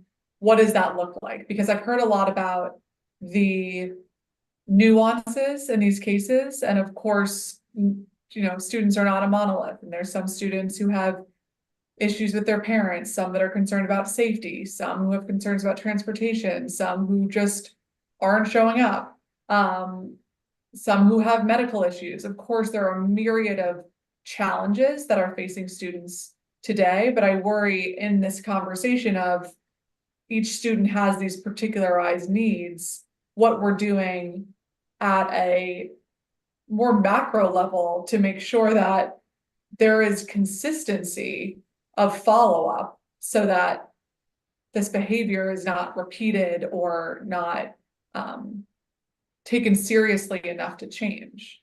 Yeah, I mean, I agree with you 100%. And what I would share is that at the school level, again, the SSTs continue to meet around the students that are in this category of either being non-attenders or sporadic attenders. And they do continue their outreach, and they do continue the engagement with the kids when they show up to try to work with them. And again, this is a system which actually does have good effect. Our chronic absenteeism and truancy numbers are going down. They're down again this year. And the reason they're down is in large part because of this work that the schools are doing. The referrals are very important, and it's important we get those processes right, and we'll continue to work on that and work on that with you.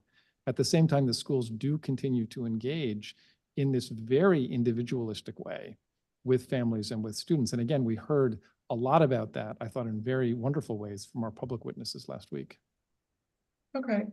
And in terms of the toolkit within the school community for discipline, are there any disciplinary measures that are taken when a student continues to be absent? Not the CFSA referral, but within the school, whether that's suspension, not advancing, grade effect, any other tools our schools are using to respond in addition to the SSTs? Well, I'll let Ms. Ruiz comment that specifically for DCPS. However, we do adopt as a matter of policy in schools not punishing non-attenders when they show up. And the reason we do that is because you don't want to suspend somebody for having been absent. I mean, to take the crude example, because you actually want them there and you want them in class. There are academic consequences. When you've missed work or missed assignments, your grade suffers. And when you reach the 30-day absentee limit, you automatically fail the class, as Ms. Ruiz was talking about. So there are those consequences, but there aren't discipline consequences per se for non-attendance, because we're trying to get the kids in the building. But Is Ms. Ruiz, 30 days too high to affect the passing? I'm happy to lean in and just want to reiterate what Deputy Mayor just said around sort of, we don't have those practices in terms of suspensions or anything like that related to attendance. And I think to the second part of your question, is 30 days too high? No, there are the challenges, there are many challenges for our students, right? And we are mindful of that. We want to ensure that it's, it's for the entire year as well.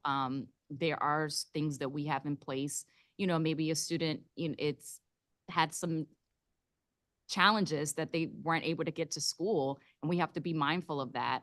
And maybe those challenges were then, supported through a CFSA referral or court referral, and then ultimately landed as that student having 30 days of missing a class. We would hate to see a student, sort of turn around or shift around and fix sort of their habits of coming to school, but then ultimately not passing that class. So I don't necessarily think that it's too many days. I think we want to ensure that there's a healthy balance in holding our students accountable and then having them return and shifting things around when they notice, like, I have to come to school, I have to make the effort to be there every day and on time.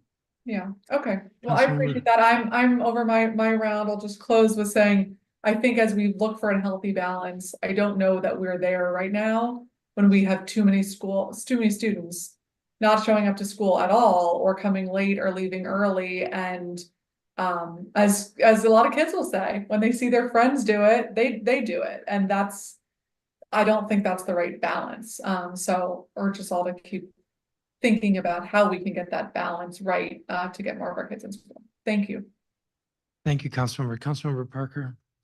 Thank you, Ms. Ruiz or Chief Ruiz. I want to start with you for the missing the 30 days of class. Does that account for excused and unexcused absences for a student failing at the missing 30 days of instruction? It's just unexcused. Unexcused. And is there a certain number that would prohibit a student from being promoted to the next grade? That's a good question. I can look into that a little bit more. Do you mean, like at the elementary school level or? Or the any grade, secondary? if you miss 30 days, 40 days, 50 days, that means you can't be promoted to the next grade.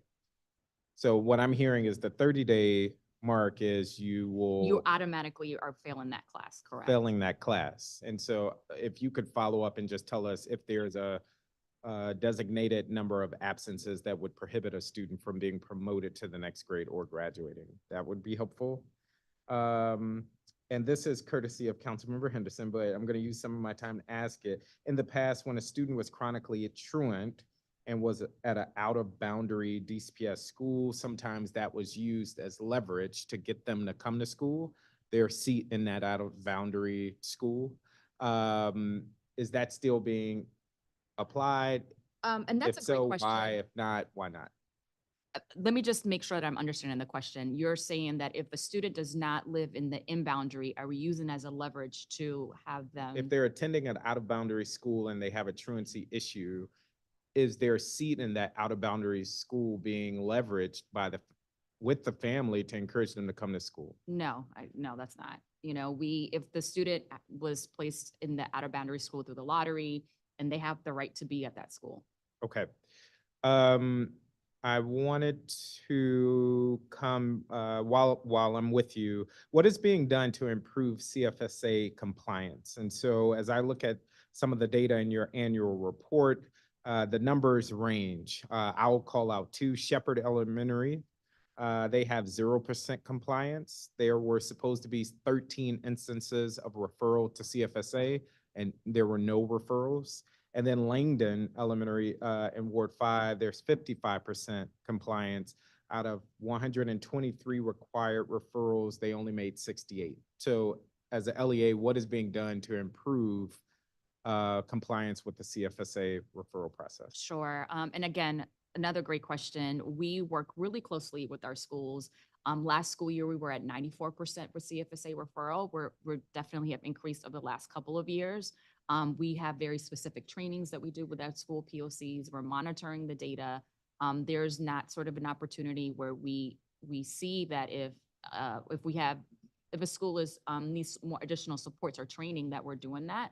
We also have very specific touch points with CFSA where we're working together to ensure that we're. So if you could, as another follow-up, and I'm hoping committee staff can keep track of some of this, because 0% compliance is kind of striking. And so for them not to make any referrals, that means there is a fundamental breakdown at the school, I would imagine. And so while I appreciate the LEA is making progress for Shepherd Elementary and Langdon Elementary, I would love to know what is being done there. Similarly, court compliance, Blue High School is at 0%. Out of 81 students that should have been referred to the court, zero were referred. Bard High School, 0%. Out of 50, none were referred. And Coolidge High School was only at 4%. Out of 214 students that should have been referred, only 9 were referred. And so if I imagine you may not have those numbers off the top of your head, but if you can follow up with those schools and just what's being done to Yeah, improve. happy to. And again, thank you for flagging that. I will say that as we work with our schools, there's also that sort of that relationship piece with their families and their parents, but happy to take a look further and sort of dig around what's going on, especially the I schools appreciate here. that. And I know you are just the messenger, but to me, what it seems like is that there is a fundamental breakdown in compliance, that people just are not making referrals. And while we don't want to accelerate people or students into the CFSA system in particular, and arguably in the courts, we cannot just allow for students not to come to school, which is why I think there needs to be a fundamental change. And so I will say, I don't think CFSA should be the leading agency on this front.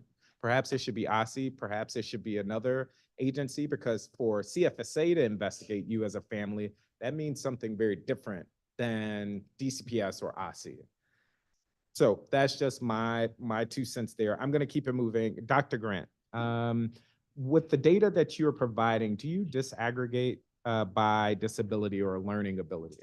We disaggregate the data, yes, in those ways, economically disadvantaged subgroups, wards, et cetera. Okay. And is that public? It is public. Okay. How much money is being spent on the truancy effort? Do you have like a reference, even if you could follow up with it? That's a broader question. I would say OSSI's portion of it is to follow up with families with truancy packets, and we are dramatically rethinking that process. So right now, that process is about $100,000. Per packet? No, Oh. for the whole system, sir. Got it, That got it, got is a lot of money. But we are rethinking the best way. Per law, we have to alert families that their child was truant the previous school year and offer suggestions, interventions, et cetera. We're rethinking how we can communicate that information in a more Yes. meaningful way. I don't want to take your time, but I can have the team And I know this might respond. give you some heartburn, but I really do I believe. heard you say it. I know. out loud. I think OSSI has a bigger role to play here. And I know OSSI can do it under your leadership. I will just throw that out there too. You know, I'm Uh, not Mikey or the person on the cereal box. And so I know. I do I know. think, I want to say it is a multiple agency effort. And deeply want to engage in a conversation with you and council on the role that OSSI plays. Yes. Because I do think clarity along those lines is critically important, but I would want to ensure that there are expectations set forth for everyone. And then we're very clear about how that follow-up takes place across multiple agencies. I hear you. When I see Shepherd at 0%, it begs the question, are folk at the school not accelerating it because they don't want families in the CFSA process, which is a very real Mhm. deliberation that an educator must make. Again, going back to, it's very different if Dr. Grant's OSSI is investigating you versus CFSA is investigating you. I would want to engage in a conversation before we got to the point of investigation on either side. So a conversation we've had this afternoon, what is the right reporting cadence of referrals? Yes. How is that information being made more readily publicly available to the DME, perhaps to you all? But I think there's a multitude of agree. things I that would take agree. place before we say who is on force for enforcement. And then I do think not just because DCPS is the only entity sitting here, but across all LEAs, would want that LEA or that school community to have an opportunity to explain why they did or did not move forward with a referral. And so I want to make sure we're having a more robust conversation, Yes. but share your sentiment. Schools will say it's multiple sets of papers that have to be involved before you can make a referral. And then how do we track that process Yes. through? So I will take you up on that. Yeah. And I'm going to follow up with the chairman, who I know is really passionate about this. I think something needs to be done sooner rather than later to just get this under control. A few more questions. I want to Yep. keep going. How has the change in the attendance policy impacted truancy? So I heard you say we've seen improvement in our numbers. A more specific question is, do you think that roughly 5% improvement in our truancy numbers accounts for the shift from 80-20 to the 60-40 attendance policy? No, I wouldn't make those two alignments. The truancy numbers are a reflection of, like, students have outright missed days. This shift was really ensuring that we were able to give students as much credit for attendance as possible. I said earlier that literally in the data, we've seen a 0.2 Yes. difference in Yes. overall reporting, but I wouldn't make that overall shift. I would, if I'm a student and I know if I make it to second period, I can still be counted present, I may actually go to school. I would If say, I knew I wasn't going to be counted, maybe I wouldn't go to school. right, but at the LEA level, I would be really clear about what courses are offered at first period, right? So one of the reasons we have made deep investments in course collection data is because we actually want to be in a position where at some point we could see across the system and ground this conversation, not just in who's going to first period versus who's not, but Okay. across every LEA, what is offered, what's the course sequence, how are students being incentivized to come for first period? Because it's not always first period. School students will step out in sixth period, got like you. it's students vote with their feet, particularly in the high school level. And so when we're looking at attendance, it should be period by period, and it should be reported who is on first, because everyone is envisioning 60-40 as in they just didn't come first, second. Students will come to first period, miss second, go to third. And so at the LEA level, I was a high school leader, right? So at the LEA level, we need to be crystal clear about what is happening across an instructional day. Mm. And then how do we provide incentives, policies, et cetera, and also holding students accountable for their individual decisions and behaviors, because it's not as cut and dry as they're not coming in the morning or they're leaving early. Okay. Are you capturing excused absences in your data, and is that information public? It should be captured in the reporting from LEAs, and the data is available publicly. So But- when I look at the absence data, that is including That is correct. excused And absences. unexcused, correct. Is there any way to differentiate those two? We could get that for you. Yeah, that would be Mhm. helpful to know what is what. And then you referenced you're releasing attendance data mid-year this year. That's correct, in What is the April. goal of releasing that? Is that just because the chairman wants you to do that? No, we think I really do think that we can continue to push on our collection of data and how we make it readily available. Releasing it in April allows us to have a second round of community of practices. We could actually provide a lot of targeted technical assistance to schools as they go through the May and June months, where attendance takes a significant hit in the high school grade. So it's intentional that it's going to be released in April. Okay. Deputy Mayor, where can we find the list of schools, I'm assuming DCPS, that have attendance counselors? I think you said there were roughly 65 of them. 69. 69 of them. Yeah, we can get that to you. Okay. That would be helpful to know that. And so am I to assume if you don't have an attendance counselor, you can't have those SSC meetings? Or No. how does that work? Happy to answer that. Thank you. Also a really good question. So if the school does have an attendance counselor, they're sort of responsible for coordinating that, but every school has an attendance POC, whether it's an attendance counselor or not, but there is an attendance POC who's leading that work at each school. So what differentiates a counselor versus So the coun- assistant principal, who's the point of contact? Sure. So attendance counselors are usually at our high schools, which just has more students. There's a little bit more that goes into ensuring that our students are in school. They have a lot more students in the building. An assistant principal is sort of responsible for a little bit more. They have the academics. They are part of sort of that MTSS team or the SAC team that's having the meetings. But this person's dedicating to support with the follow-ups, with the calls, with the referrals. It's a little bit more dedicated support to doing the work. Okay. Deputy Mayor, when you mentioned that the referral process should be automatic, I wasn't clear what you meant by that. Can you elaborate? I sure can. And let me also just gently correct your question. I didn't say it should be. I said it's one of the things we want to explore. You want to Because- explore that? Yeah, because right now you've got a system of referrals where there's a burden on the schools that is both administrative. They've got to collect all the documentation that demonstrates they've done Well, when you say outreach. automatic, does that mean I'm the teacher, I enter my data, and there's a digital reference at CFSA or the courts? Or, Yeah, so the schools have to upload their attendance records, which go to OSSI. I think they have to do it daily. And then they have a period of time when they can correct it. But by rendering it automatic, what I'm suggesting is that at a certain point after which you're certain that the attendance records have been verified, if a student has achieved a certain number of unexcused absences, you would just automatically refer them to the referral agency. And so the school would not have to submit paperwork and other things that go along with that. It would just happen automatically. You would do that in the instance where you believed that you wanted to comply absolutely technically with the law.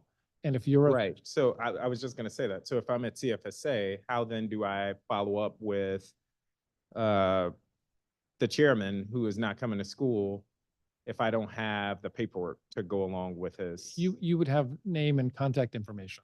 In other words, you'd know who it was based on the record that you got. In other words, this is all speculative.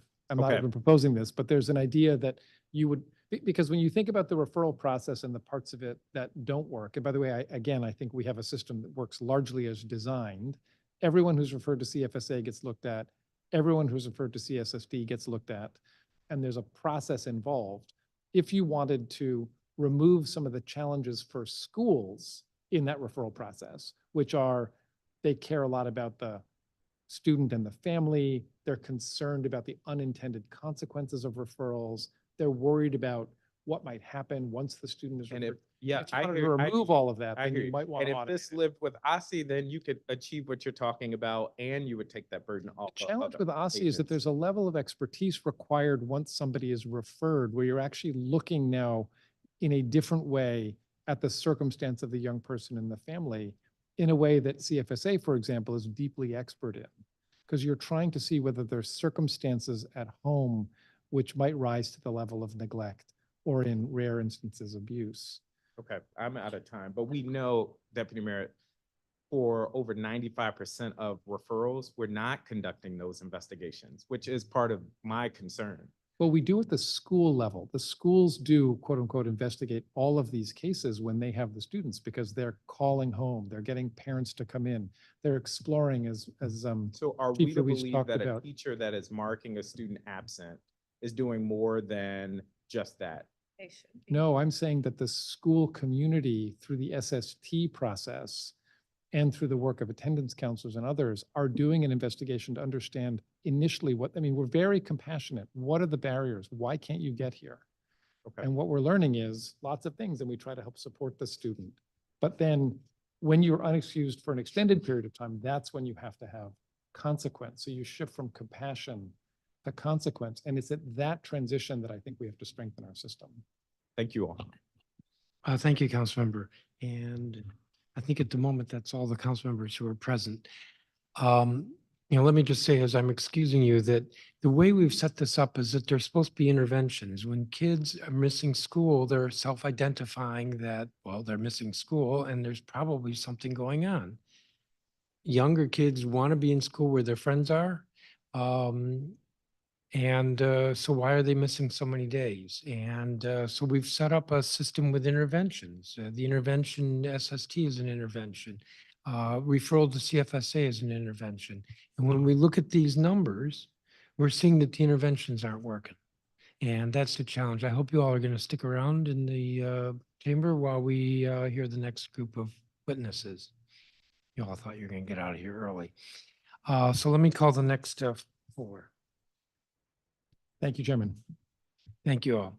Nakisha Winston, who's staff attorney with the Public Defender Service for the District of Columbia. Alicia Washington, who's Assistant Deputy Attorney General, Public Safety Division, Office of the Attorney General. Robert Matthews, who's Director, Child and Family Services Agency. And Terry Odom, who's Director of the Court Social Services Division. That's part of Superior Court. Terry Odom is participating virtually.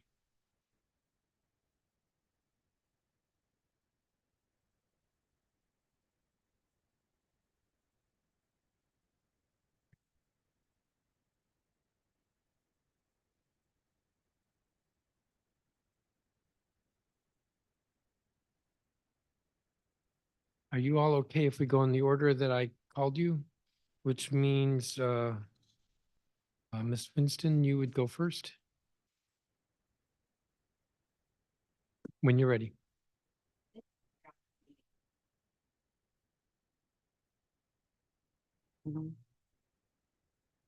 My name is Nakisha Winston. I'm a special education attorney in the Civil Legal Services Division at the Public Defender Service for the District of Columbia. I'm a Ward 6 resident, as well as a parent of children with disabilities attending both DC public schools and a DC public charter school in the 2022-2023 school year. PDS special education attorneys advocate for special education services and appropriate school placements for justice-involved youth who are detained and in the community. On a policy level, we are particularly interested in ways to improve the educational outcomes for those students with disabilities who are involved in the juvenile and criminal legal systems, with the ultimate goal of allowing these at-risk youth to benefit from their education and become successful members of our community. It should not go unstated that the students most affected by chronic absenteeism are students of color from economically disadvantaged homes. The demographic data in OSSE's attendance report shows that African-American students were 9.3 times as likely to be truant as white students, and students who were highly economically disadvantaged were 3.6 times more likely to be chronically absent as students without economic disadvantage. Youth moving through the juvenile justice system are almost exclusively indigent children of color. PDS believes that school absenteeism must be considered and responded to, not only as a matter of educational and public health policy, but also as an urgent matter of racial justice. It is for this reason that attendance policies must not be punitive and exclusionary, but instead should be designed to keep students in school. In representing parents of students with disabilities in the district's justice systems over the past 18 years, I've acquired firsthand knowledge of the barriers to school attendance that face these students. For the vast majority of youth who are chronically absent, the issue is far more complex than a child refusing to attend school. My testimony today will highlight some of those issues and possible solutions. The district has to do a better job of understanding, assessing, and intervening with school attendance problems. There's a wealth of research addressing the association between mental health and school absenteeism. Different types of school attendance problems require different interventions. For example, school refusal, that is an absence that's related to emotional distress, such as debilitating anxiety or depression, is a school attendance problem that requires specific mental health care. A letter, phone call, or visit from school staff is not going to fix the absences related to emotional distress. A list of community resources is not helpful to the parent of a child who refuses to leave the house for a doctor's visit. To effectively treat these students, schools have to understand when school attendance problems are actually a symptom of a mental health issue. Researchers have developed instruments to identify school attendance problems. In order to better understand the drivers of school attendance problems, OSSE should provide professional development to all clinicians, focusing on school-based clinicians, as well as clinicians through the school behavioral health program on how to properly assess students with school attendance problems with these instruments. Our youth need more behavioral health support. If families believe their child's absences are related to emotional distress, there are long wait lists to have their children evaluated. Currently, the DBH Assessment Center only conducts court-ordered assessments. The assessment center should be expanded to allow families to request assessments of their children if they suspect that their absences are related to emotional distress. The lack of community-based support leaves many of our youth overwhelmed and unable to come to school. From the 2019 through the 2023 school years, the Show Up, Show Out program grantees were able to assign staff to multiple school locations. However, due to reduction in funding during school year 24, grantees will assign one staff to priority school and assign one staff member to split between two schools. For interventions to have a real impact, there has to be funding to increase staffing dedicated to reducing absenteeism. Students with disabilities face barriers that exacerbate chronic absenteeism. ASA reported that there were 15,646 students with disabilities enrolled in DC schools during the 2022-2023 school year.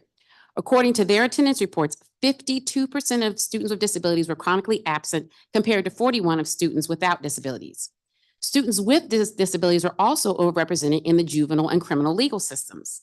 Studies have shown that nationwide, up to 70% of incarcerated young people have some form of disability. Attendance policies and interventions should address factors that contribute to a higher rate of absenteeism for students with disabilities. Better practices to prevent absenteeism could in turn help prevent youth with disabilities from entering the adult and the juvenile criminal legal system. The Individuals with Disabilities Education Act requires that each local education agency have a system to find and identify children who may have a disability. This requirement is known as Child Find. It places an affirmative duty on schools to locate, identify, and provide services who may have a disability and may need special education-related services.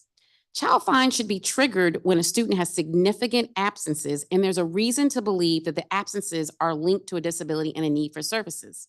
OSSI should develop policies to flag students with excessive absences for Child Find consideration. In our experience, absences are used as the basis for denying eligibility for special education services. Such denials often misjudge the situation entirely. Rather than using absences as a basis to deny eligibility, absences should be the glaring clue that services might be needed and the school's Child Find obligations might be activated. There should be an automatic referral for attendance interventions if that is the reason for denying special education eligibility. The current approach, absences as a basis for eligibility denial, is extremely harmful because students with disabilities will not receive educational benefit unless their academic, emotional, or behavioral deficits are addressed. The district must make efforts to address the absenteeism of students with disabilities. IEP teams can amend the IEP to provide extra services to these students, including reduced school hours, homebound instruction, and parent training. Another solution is to have specific attendance procedures to address students with disabilities, including training on best practices for functional behavioral assessments and behavior intervention plans to specifically address attendance. Students with chronic health conditions frequently lack access to home and hospital instruction. Students with disabilities often miss school for a number of medically related reasons, ranging from asthma to anxiety. The Home and Hospital Instruction Program is an underutilized program that can help combat and remediate the systemic problem of school absences for students with disabilities who are absent from class because of unaddressed health conditions. HIP is a program that provides instruction and support to students who have been or anticipated to be absent due to a health condition. Too often, students with disabilities who have these health conditions are marked as absent rather than provided HIP support. The attendance of a student receiving home or hospital instruction will be designated as medically excused instead of absent. Too few parents know of their right to HIP services, and too few schools affirmatively connect parents to the service when they're made aware of health-related absences. Parents must apply for HIP, and schools don't have to provide the services unless a parent provides a physician verification form. A solution to this problem is revising attendance policies to include a requirement that attendance counselors inform parents of this right when absence is due to a health condition. There should also be more outreach to the medical community to make them aware that chronically absent patients can receive instruction through HIP. Students lack access to meaningful student support interventions. And once a student receives the 5 cumulative 5-day unexcused absences, the attendance counselor is supposed to hold a student attendance conference with the parent and the student. And the purpose of this conference is to discuss barriers to attendance and develop an attendance action plan with interventions. In our experience, the strategies and interventions at the student attendance conference are not meaningful. On a weekly basis, the attendance counselor is supposed to provide the multi-tiered system of supports leadership team with a list of all the students who have reached the 5 and the 10-day unexcused absence threshold, along with a report that summarizes the barriers identified during the student attendance conference meetings. The MTSS leadership team is supposed to review lists of all students to consider whether more targeted supports are needed. Too often, students at schools with a high number of chronically truant students are not referred for Tier 2 or Tier 3 interventions. Due to capacity, schools prioritize the referrals of students who are physically in the building.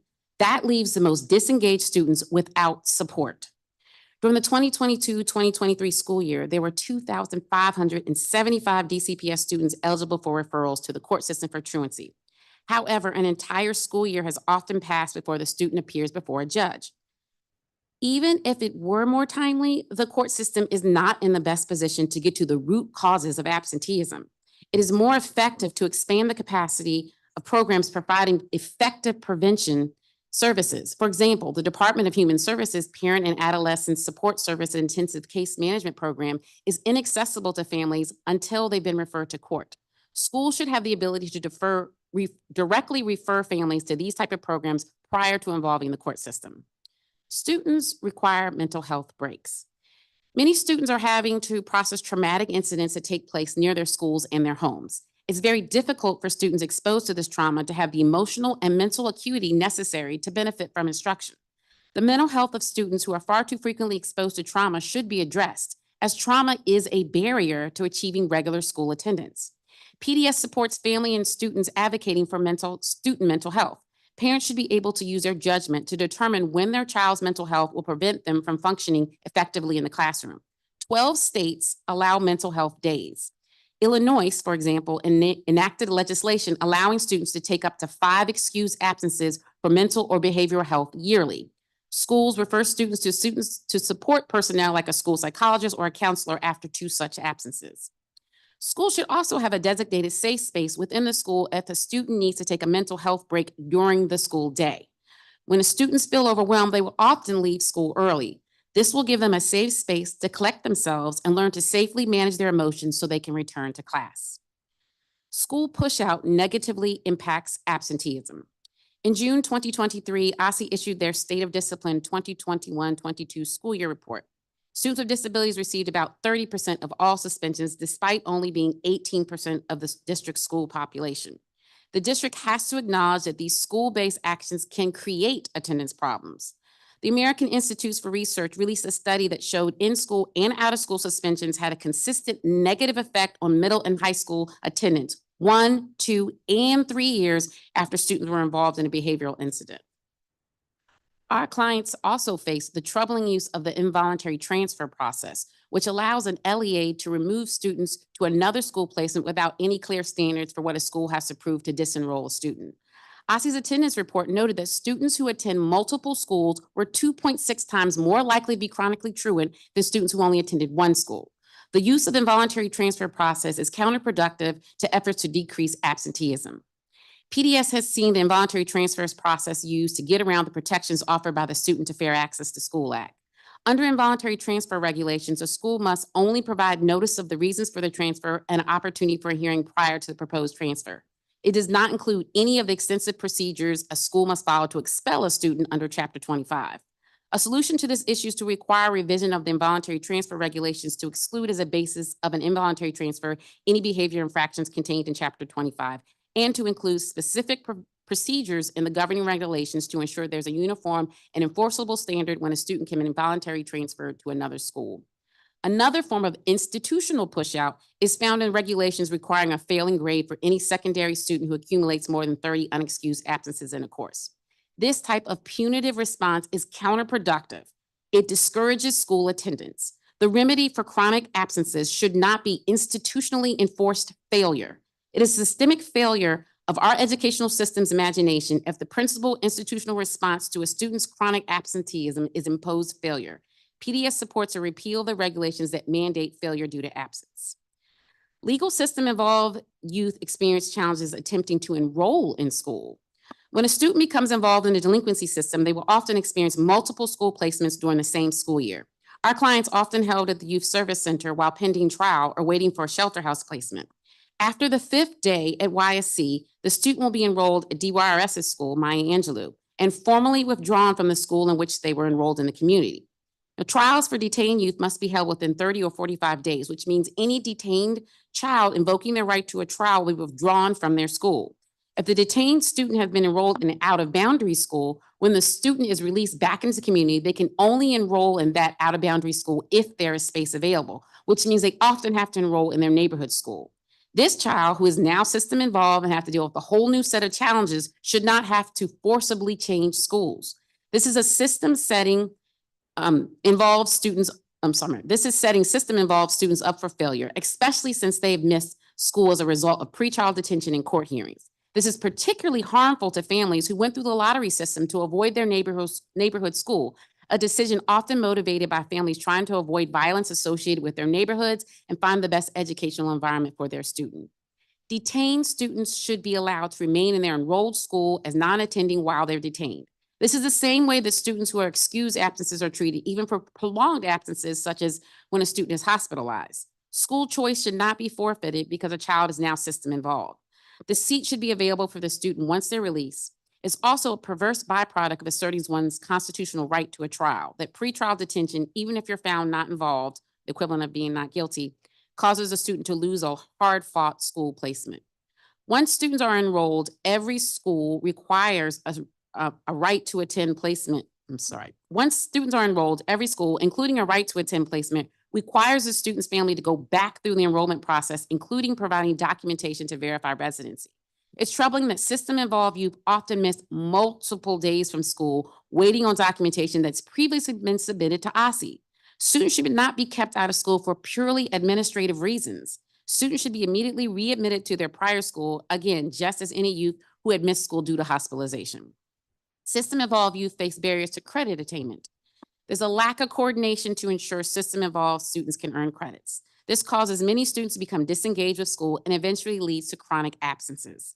System-involved students often experience school transfers during the middle of terms, which may require the student to repeat classes. It's also not uncommon for court-involved youth to attend multiple schools in multiple jurisdictions during the same school year when they're placed in out-of-district placements, such as therapeutic foster homes or residential facilities. The council should pass legislation to address the barriers to credit attainment faced by court-involved youth and by all youth who move between jurisdictions or between charter and DCPS schools. Government agency failures. On July 18th, 2018, the Students in the Care of the District of Columbia Working Group made recommendations for a coordinating committee which included PDS as a voting member. The Students in the Care of DC was supposed to provide coordination for students involved in neglect and the juvenile justice system. 5 years later, the coordinating committee has not held a single meeting. This committee is vital to addressing the systemic interagency issues such as shelter houses not transporting students if they're enrolled in school in Maryland. The Deputy Mayor of Education should convene SEDC to ensure these vulnerable populations are getting their needs met. Thank you again for convening this hearing. PDS is available to work with the committee to continue identifying and finding solutions that will benefit these students. Thank you.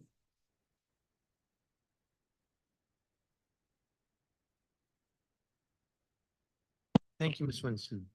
Alicia Washington. Good afternoon, Chairman Mendelson, members of the committee and staff. My name is Alicia Washington, and I am the Assistant Deputy Attorney General for the Public Safety Division, responsible for overseeing the Office of the Attorney General's truancy programs. Thank you for inviting us to this important conversation. Our office is committed to holding children and families accountable, but we know that prosecution is not effective in reducing truancy. We must deal with the underlying reasons that children and youth are missing school and connect their families to the resources to ensure attendance. We know what is the root of the district's truancy problem. We see the markers of trauma that cause children to miss school: housing or food insecurity, unaddressed mental health illnesses, or substance abuse disorder, and the lack of stable family environment with a loving caregiver are all on the menu of reasons. Add fear on top of these challenges: fear of walking to and from school and fear of being unsafe at school.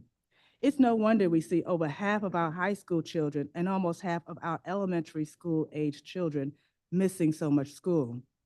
Truancy is one of the risk factors that points to youth becoming involved in the juvenile justice system.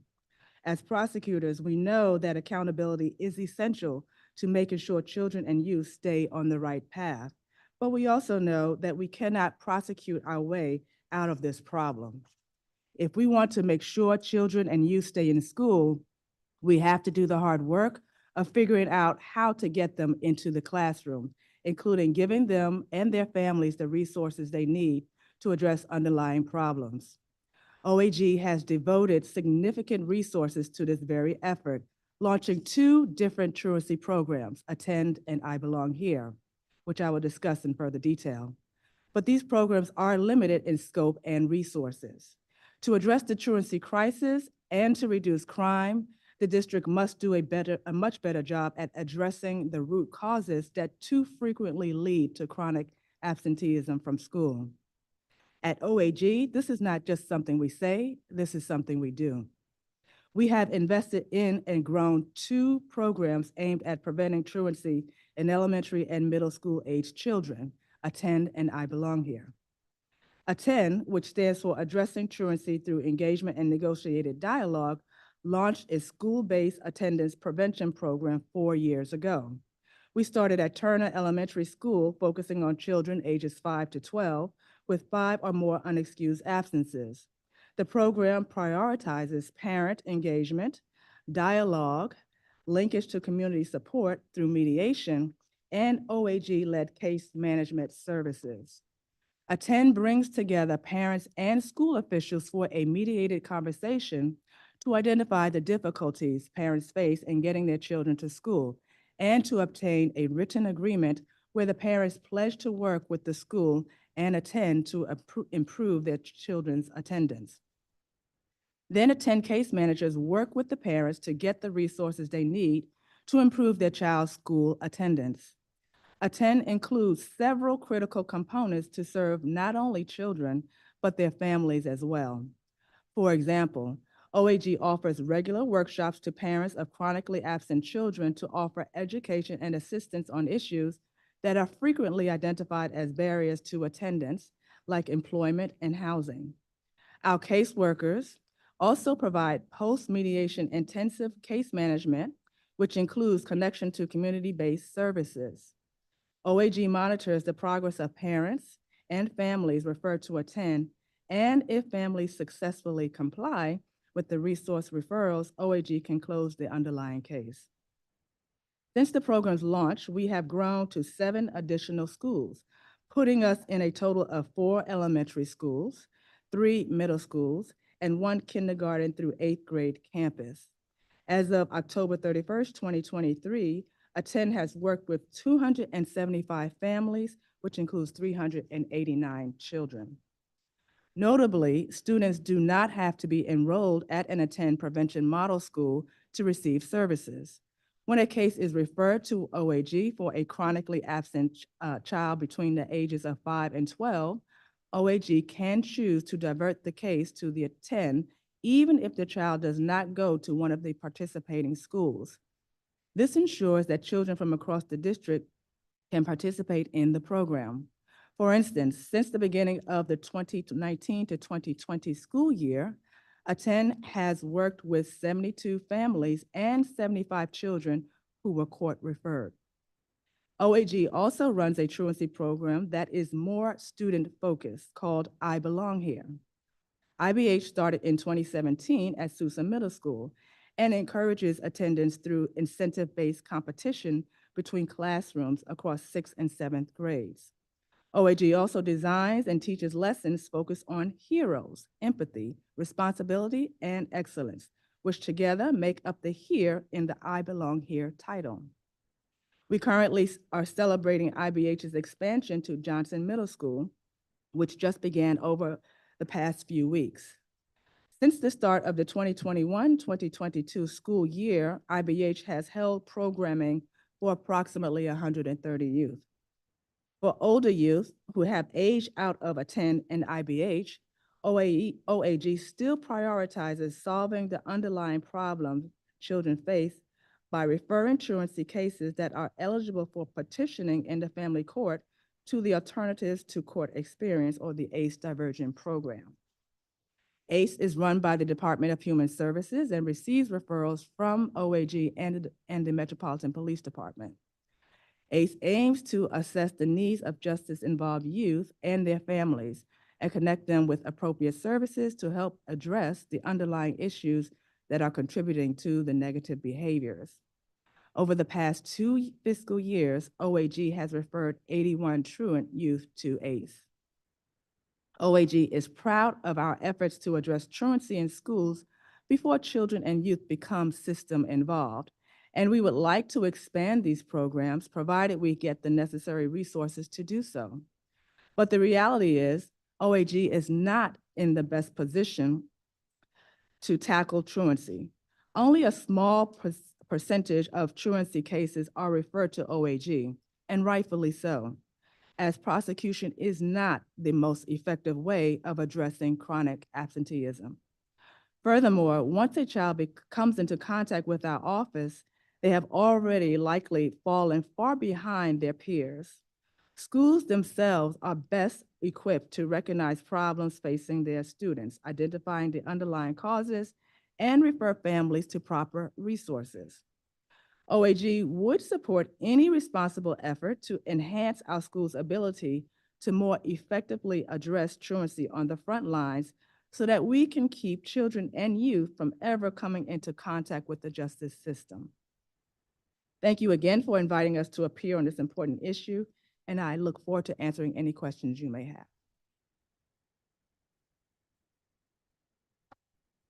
Thank you, Ms. Washington. Mr. Matthews. Thank you. Good afternoon, Chairman Mendelson, council members, and staff. I'm Robert L. Matthews, serve as the Director for DC Child and Family Service Agency, and I appreciate the opportunity to provide an update regarding CFSA's role around addressing chronic absenteeism and supporting schools across the District of Columbia and improving school attendance. CFSA has partnered with DC Public Schools, DC Charter Schools, to update the school year 2023-24 operating procedures for local education agencies known as LEAs, DCPS, DC Public Charter Schools, DC Private Schools, and CFSA in response to student attendance concerns. Guidance includes information of what possible outcomes from CFSA they can expect after submission of a report, and that in all cases, the reporter will be notified of the outcome. The partnership between the district's education and child welfare agencies is a collaborative one with open lines of communication. We hold monthly check-in meetings with representatives from DCPS and DCPCS to discuss attendance data and assist with mitigating attendance issues for the district's students and families. We have continued a strategy from last year to support school-based attendance staff with CFSA's virtual office hours. On a weekly basis, staff from any LEA have access to the supervisor of the Educational Neglect Triage Unit, where they can ask questions related to educational neglect reporting and investigation processes. Staff can also vocalize concerns about attendance issues with students within their school community and get recommendations for next steps. As a result of these office hours, we have found that relationships have been formed and school staff feel more comfortable reaching out to the triage supervisor directly when needs arise. CFSA continues to receive reports for educational neglect for students ages 5 to 13 who miss 10 or more full unexcused school days. The intake process is conducted via the Child Protective Services Administration, which is short for CPS, where the CFSA triage unit processes every report to determine if a CFSA response is warranted. CFSA employs investigative social workers with the job responsibility of partnering with CSA's triage unit and DC schools to investigate reports of educational neglect. This triage unit facilitates improved communication with schools and engagement with the families to identify the underlying issues that result in children and youth not consistently attending school. For school year 22 to 23, which is from August 1 of 2022 through July 31st of 2023, there were 7,059 educational neglect reports submitted to CFSA.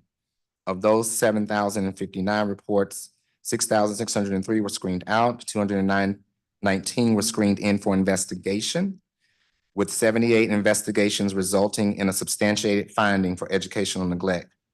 Since its implementation in 2012, only a small number of reports processed by CFSA's Educational Neglect Triage Unit have resulted in an investigation, with an even smaller number resulting in a substantiated finding of neglect.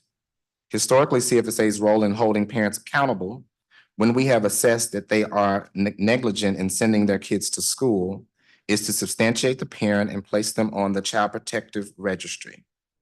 We have not found it to be the most effective way of addressing chronic absenteeism.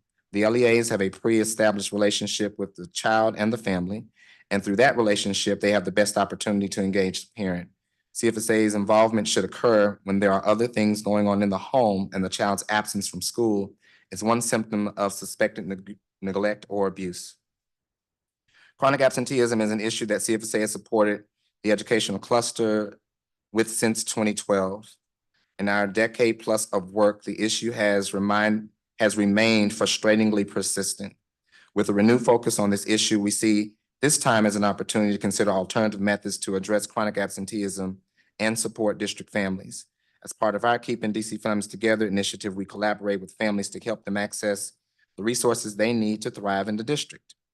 For CFSA to successfully transition from a child welfare agency to a child and family wellbeing system, we look forward to continued and enhanced coordination among DC government agencies serving children and families. CFSA appreciates your interest and oversight on this important issue, and we look forward to strengthening our partnership across systems to improve attendance outcomes and reduce educational neglect for children and families. Thank you for the opportunity to testify, and I'm happy to answer any questions you may have.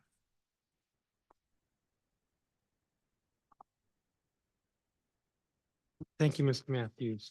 And Terry Odom, who is participating virtually.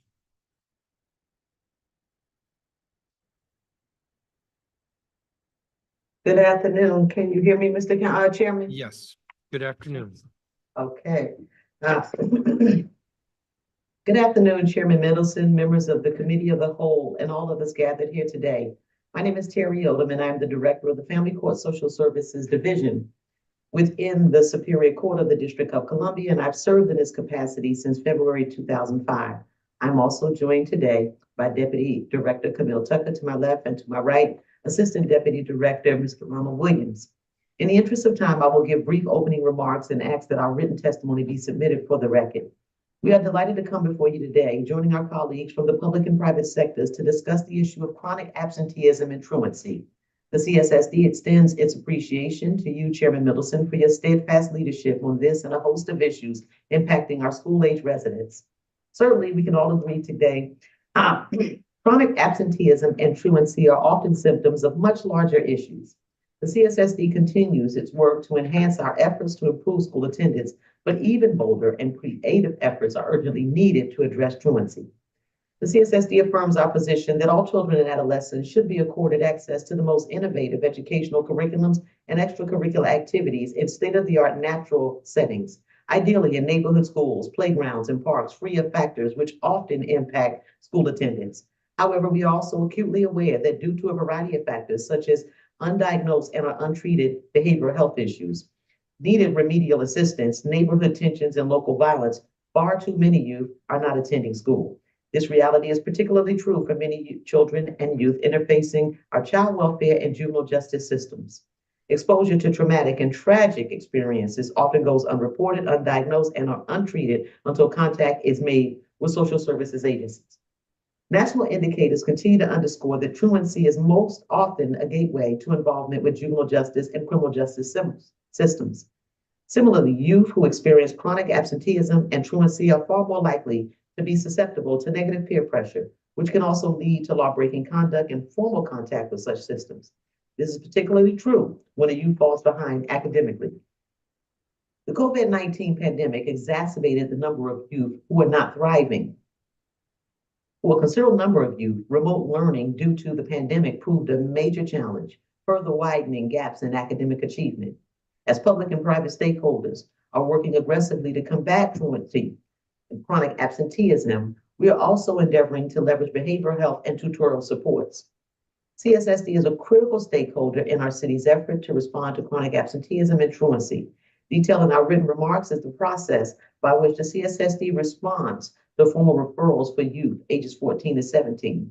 sent from the District of Columbia Public Schools, District of Columbia Public Charter Schools, and other local education academies.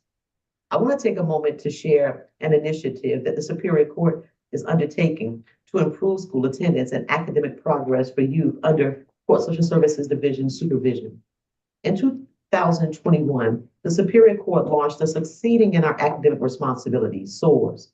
It's an after-school enrichment academic program that targets youth whose school attendance and performance indicate the need for remedial assistance. The SOARS initiative enables youth to report to a Court Social Services Division facility on Mondays and Wednesdays. On those days, youth are provided tutoring, engagement, and dyad reading with a mentor and nutritious meals.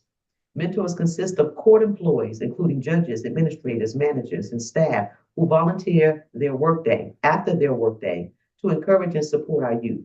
It has been remarkable to see the level of engagement of our attendees, and our young people have done very well. I do also want to underscore that these youth are in fact under our supervision for delinquent matters. And so we would not receive a truant referral for those youth in the SOARS program.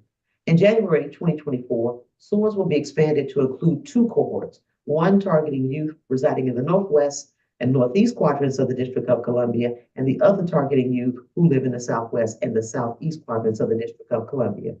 In closing, Court Social Services Division looks forward to continued collaboration with the Council, District of Columbia Public School System, District of Columbia Public Charter Schools, the Office of the Attorney General, and all other public and private stakeholders to address and combat chronic absenteeism and truancy. This concludes my testimony, and we are happy to answer any questions that you may have. Thank you, Ms. Odom. So we will try again, one 15-minute round for council members.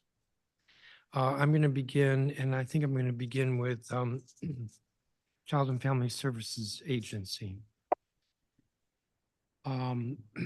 So I've heard a lot of good things about you, Mr. Matthews. That's always a setup when somebody starts that way. But I have heard a lot of good things about you and your management or direction of CFSA. But I think that CFSA is at the crux of our struggle here with turning the numbers around with absenteeism and truancy. So that's my line of questioning.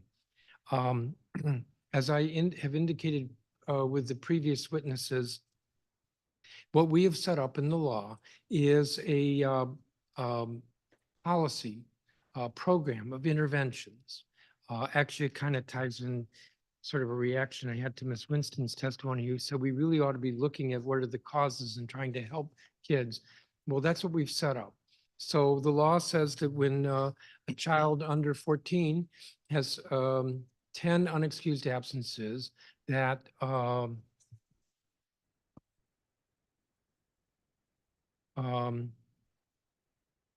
the educational institution shall refer a minor student, 5 years of age to 13 years of age, to Child and Family Services Agency, no later than 2 business days after the accrual of 10 unexcused full school day absences within a school year. Now, I didn't look at the cross-reference, but this language doesn't say educational neglect, even though in your testimony you refer to these referrals as educational neglect. And I know that for CFSA, the phrase educational neglect is a term of art and has a meaning. And that's not the way I view it at all. I view it as we need an agency that's responsible for child welfare, that understands family dynamics and understands issues that are problematic for minors. We need that agency to take a look at what's going on. That's an intervention. Now, there's been some testimony last week with the public witnesses, a little bit today, about whether it should be to CFSA. But if it's not CFSA, then who is it? I'm pretty clear it shouldn't be the schools. The schools are already, the teachers are suffering burnout because they have everything else they have to worry about, which is not teaching. Or to put it differently, teachers and principals got their degrees or their certificates for teaching so that they could teach, not so that they could manage illnesses and mental health, and nurses. And well, they're doing attendance counting, but there's a limit to how much more can be added to them. I looked at a report on another jurisdiction with home visits, and one of the very effective at reducing truancy. but one of the drawbacks is teacher burnout. But schools are not trained in understanding family dynamics. They're not trained in recognizing where there may be a dysfunctional issue in a home. Most teachers, my math teachers, my English teachers, my social study teachers, they weren't trained in social work. Every year we have these hearings, and every year we get testimony from CFSA. You've testified before, and every year the challenge is, well, what's going on with the numbers? The numbers are getting worse. What are we doing differently? This year, for the first time, you, Mr. Matthews, are suggesting that maybe it shouldn't be CFSA. But this year also, for the first time, I decided to take a look at take a different look at this. So you testified there were what? Over 7,000 referrals to CFSA. Of the 7,219 were screened for investigation. Of the 70, with 78 investigations resulting in a substantiated finding for educational neglect. I don't have any sense from that whether anything else was done, such as providing advice on parenting, for example. But the different approach I took was, well, let's look at the juveniles who were arrested last year. And what did CFSA do with them? Now, my working assumption, and DCPS hasn't given me their data, so we don't know yet whether this working assumption is right, but my working assumption is that kids who are being arrested by the police, criminally arrested, are kids who are not attending school. That there's a very high correlation between absenteeism and minors who are getting arrested. Of the 252 people who were arrested last year, only 26% of them had any referral of the referrals. So one could say that that speaks to what's going on with DCPS or the LEAs, that they're not making the referrals. Only 26% had referrals to either CFSA or court social services. But of the referrals, let's see, only 2 ended up getting investigated by CFSA. I don't believe it. I mean, I don't believe that only 2 of the minors who were arrested last year were from homes where there actually was a suspicion of neglect. I just don't believe it, which is to say, not very coherently, I'm afraid, but is to say that what we want from CFSA is not happening. That CFSA is not looking at helping the families, that CFSA is not looking hard enough to see where there is dysfunction. I'm using the word dysfunction, I'm not using the word neglect. The CFSA is allowing so many of these kids to be passed by so that then the police are the ones who are going to deal with their situation, which is what we want to avoid.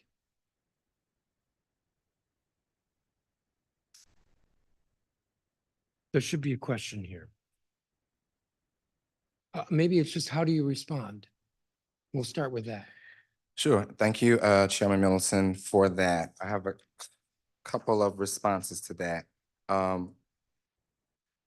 One of the things I want to clarify when we're looking at in terms of the data, so for instance, if we're talking about 7,059 reports, 6,603 of them were screened out, there may be a misunderstanding of what a screen out is. Well, it means that you decided that there was not, did not appear to be educational neglect. That's correct, but that doesn't Within mean the meaning of that term of art. that means that, of course, yes, those reports did not rise to the level of the legal definition of educational neglect, which is what Correct. our mandate is. But No, it is. no. We are child So welfare I have the agency. statute right here because I knew this would come up. And Okay. CFSA's responsibilities include B1, providing services to prevent family breakdown to to avoid the need for protective services or out-of-home placements. I didn't hear the word neglect there. B6, safeguarding the rights and protecting the welfare of children whose parents, guardians, or custodians are unable to do so. The 252 minors who were arrested, I don't think they were protected. B9, providing parenting classes or family counseling and other services on behalf of the child designed to help parents recognize and remedy the conditions harmful to the child and to fulfill their parental roles more adequately. I didn't read the word neglect in there either. The 252 kids who were arrested last year, I'm trying to see how I can use the language here. Conditions harmful to the child. Being arrested, in my view, is harmful to the child. Chairman Mendelson, what I was attempting to speak on the screen outs is that the work that's done with that. So it's not just, it doesn't rise to neglect that we don't do anything with it. I think what has not been elevated here is the work between CFSA and what the schools actually are already doing in terms of engaging parents. So as an example, if we receive a report that is triaged, one, to determine does it meet our child welfare definition for neglect, but it doesn't mean that we don't do anything with it. The first thing we do is engage the schools to ensure the information that they have agreed to do in terms of exhausting all means. And then we also Wait, contact Well, did you see me jump up just then? You know why? Because what we've heard, what we heard last week and what we've heard year in and year out in the past is that the schools get no feedback from CFSA. feedback is different than what we do. So the first thing that when they send a report to us, they get an automatic email stating that it's been accepted. The second thing they will receive is who it's assigned to. The third thing they will receive is an outcome. The issue with the schools in terms of communicating is not the portal, it's the hotline. And those are two separate things. Those are two separate. Well, I've gotten testimony from school after school after school. They do not know the outcome. Well, if they don't know the outcome, then we also have office hours specific to where they can ask those questions to the supervisor himself to talk about the investigative process and any report that's been sent to CFSA. I'm just saying, Director Matthews, that what's happening by people in your agency with the schools are saying they're not getting feedback. I have met with the schools as well, and I have repeated what we have in place for them to be able to contact on a weekly basis, Tuesday and Thursday for DCPS and for the charter schools, that if they have issues with any reports, attendance related or investigations, there is a person they can speak to specifically for those reasons. So then your testimony is that Mr. Smith, who teaches second grade, can call CFSA and say, hey, last week 2 weeks ago, we reported Johnny for missing 10 days. What's the status? And he'll get an answer? Absolutely. On the Tuesday and Thursday that we have those office hours. And that's widely been shared. Well, that's not been the testimony, but go on. Yes. So those are the opportunities that they can get that information. In terms of what we do, even with screen outs, we contact the parents to understand, well, why hasn't the child been going to school? And if you've heard from last week and even now, there are a number of reasons. And that's why I wanted to separate neglect from a lot of the situations that families are impacted by. Number one, we've talked about safety. We have anecdotal information to talk about parents are afraid to send their kids to school. Transportation is another reason. Another reason that we haven't talked about is kids actually stay at home to watch their other siblings when they miss school. We haven't talked about when kids stay at home to watch an elderly person or someone who's injured. We haven't talked about mental health. I'm aware of all those issues. I'm Yes. aware that those are causes. But my point, Chairman, is that I want to be very clear that when we're talking about accountability and understanding the factors that contribute, my agency's role when we're talking about accountability is when we look at the 78 that we did substantiate, we substantiate because we go through an entire investigative process to show, yes, there's negligence on the parent. We haven't even talked about the work we do to find the underlying reasons or the barriers for chronic absenteeism that we partner with the schools to understand what that is. I think the gap is what we're trying to figure out is what happens when we find that there's transportation as a barrier. That's not my agency to solve that issue. What happens when it's mental health? That's not my agency's Well, responsibility to solve I'm that looking issue. at your testimony here and there's none of that here. I'm kind of speechless here. I don't believe it. Well, I'm saying I believe can't put it. all I of don't that in a believe it. testimony, but through questioning, Well, I but- can talk about the work that we do. Of the 6,603 cases that were screened out, actually of the 7,059, not including the 78 that resulted in educational neglect, finding of educational neglect. Of the 7,059, how many of them did you work with washing machines, identify transportation, identify mental health as an issue? How many referrals did you make to DBH? I don't see any of that in this testimony, and I've never seen that testimony. In terms of us making referrals to DBH or others, there's a whole, for instance, when we talk with the schools, they talk about who they have worked with. When they have those, I think SST meetings, they do invite stakeholders that you have show up, stand out, you have collaborators involved. I think what I'm Some trying to say is members. that we are not in that space, the lead agency to lead that effort. We oftentimes are the bridge to help when they have not been able to reach the parents. Our role has been to reach the parents to understand what's happened. If you think about 6,000, I'm just going to say this from a resource perspective. If it's your idea that we should be doing something around 6,000, there's no way I have the accompaniment of staff to do that when we have physical abuse, sexual abuse going on in the city outside of the educational neglect reports to come in. That is not a space for CFSA philosophically in terms of what a child welfare agency is set up to do. Now, I understand the law you read, the law is specific to Washington, D.C., but it really takes us out of our role where, as you mentioned, how teachers are trained to teach, we're trained to investigate abuse and neglect. I'm going to be over my 15 minutes. I just am. So if not you, then who? And I don't know what agency is better positioned than CFSA to look at the welfare of kids and the dynamics in a family. DHS? I don't think so. What- DME, the Deputy Mayor for Education? I don't think so. Schools, not only do I not think so, but they're already struggling with burnout. I'm trying to think of what OSSI? No, they don't have trained social workers. If not CFSA, then who? And I read from the statute very clearly contemplates that CFSA's role is greater than just simply educational neglect or physical neglect.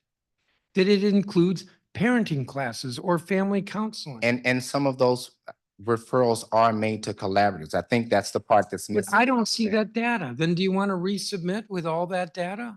Because as far as I know, you got 7,059 cases and you decided to jettison 6,603. That's a little harsh the way I put it. Yeah. To jettison 6,603.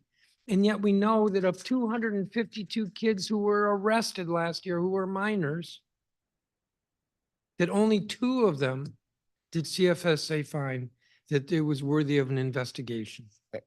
Let me say it this way, Chairman, and I know you said not to mention jettison, but I think what I want to highlight here is when we say jettison, and you're looking at the 6,000 where they were screened out, what I'm here to say is the work that's done with those 6,000 in coordination with schools, as you heard from Deputy Mayor and from Superintendent Grant, they are still working with those families. If I'm going to be transparent here, it's really, schools are reporting honestly because of the law. They've missed 10 days. That's not indicative that something else is going on. Yes, it is. It's totally indicative that not. something else is going You on. can't, It a may be child, I'm something very sorry, minor, it may be a something child very missing minor, 10 days of school, the way it's counted throughout a Unexcused. school year, unexcused, unexcused. for an entire school year does not mean there's indicative of something happening. And I'm saying that because of our experience. When we contact the parents and we contact the schools and we contact the schools like, I'm reporting out of compliance with the law. Do you have any concerns with this youth? It could be the 10th day toward the end of the school year. That is not a concern for that school because the child's school attendance is pulled, their grades are pulled. We reach out to the family. Are there any concerns? So I'm saying we have to be careful of the narrative. We actually have an exception in the law for absences in the last, I forget what it is, I'll say the last month of the year. So that's not an issue here. And if you don't want to talk about the 10 days, we could talk about the chronic absenteeism. 40%, over 40% of kids, but what was that, Joe Friday? 60% of DC high schoolers are chronically absent. That means they're missing more than 20 days, which is what, over 10% of the school year. That's significant. I'm only responding to your comment that missing 10 days doesn't necessarily I mean said it's anything's not going on. alone indicative of something. Not I'm alone. saying it is a red flag. It is a red flag of a kid who is not going to succeed. And the correlation is high, that a kid who misses 10 days is struggling with achievement, academic achievement. And I think, Chairman, And it's also correlates with delinquency. and I think what I'm saying is, and I'm just being clear about the narrative, because I've listened to the testimony from last week and now, is that I want to be careful of of how we are narrating what parents are doing and what they're not.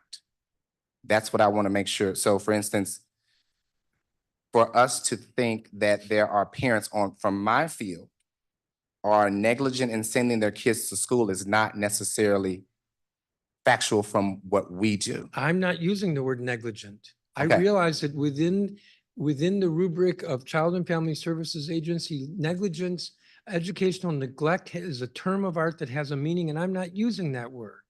I use the word dysfunction. There's something wrong. It could be relatively minor. It could be that, I don't know, there was a horrible death in the family and that's why the kid missed 10 days. But it also could be something more serious, like mom has a mental illness. Mom wants the kid to stay home to take care of her or to take care of the older kids.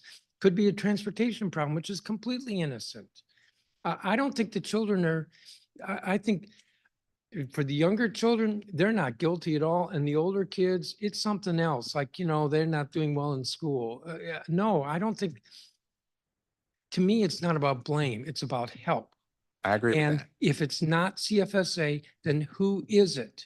And your testimony, which says that consider alternative methods to address chronic absenteeism and support district families, alternative to CFSA. Well, then who? Well- But nobody else has the social workers that you have or has the training in family welfare. Well, Chairman, as you mentioned, and I'm not blaming anyone, but just as other agencies are overwhelmed and overburdened, so is my agency as well. But I'm not copying from our responsibility. I will say this in terms of dysfunction. Dysfunction to us is a little different when you're talking about child safety. Dysfunction has to do with kind of the social conditions of a family system. That's a Bingo. little different. And I think we do play a role in it. And I will say this, I think we need to really explore what that looks like, because to me, support and dysfunction is on a community level versus on the formal side when government has to get an intervention. I think and I listened to, Councilmember Parker, when we show up to a home, and I listened to Judith Sandler last week, and she even said how that example where the investigator was nice, but the investigative process is intrusive and it is traumatic for families. And so perhaps we need to talk about a different approach, because what we're looking at overwhelmingly is how do we better support families? And I think we have to figure out what that looks like. Well, I think the different approach has to come from CFSA because again, there's aware. no other agency that has the folks. And I think I'm fully supportive of CFSA finding a different approach. So let's just bring it back because I'm way over my time, but I thought this was important. I think this is really critical here. The purpose of this hearing is not only to look at what is going on with attendance or absenteeism or truancy, but it is also to identify where there are gaps. And statistically, clearly, we're going the wrong way. Yes, this year is better than last year. Last year was horrible because of the pandemic. But compared to 2019, and even before that, every year the attendance figures were getting worse. There's a gap here. What are one or more gaps? And I would say that the gaps are in the assessments that aren't taking place. The SSTs, they're not working. And the referrals to CFSA are not working, and the referrals to court social services are not working. And yes, a program like PASS, which is a DHS, or ATTEND, which is Attorney General, but those are small. That's not dealing with the 7,059 kids. So the purpose here is of this hearing is to figure out what we can do different. And Mr. Matthews, because I'm over my time, so I should end with this. I think CFSA has got to figure out a different approach that is targeted at helping these families. And in that process, you'll find a few, 78. 78. But frankly, I think it's more when you look at that number 252, and I'll repeat it again. 252 minors were arrested last year. And of the 252, only 2 of them were substantiated for neglect by CFSA or warranted investigation by CFSA. We are clearly, there is something falling through the cracks. Councilmember Henderson. And thank you. Thank you, Mr. Chairman. Director Matthews, I don't want you to feel like it's gonna pile on, Oh, but not at all. I got some questions for you as well. So you mentioned in your testimony that, when you all do the investigations, there are reasons that come back otherwise as to why a young person has not attended school. Have you all collated that data to be able to present a story? And by that, I mean, X% of the cases were related to safety, X% of the cases were related to transportation, et cetera.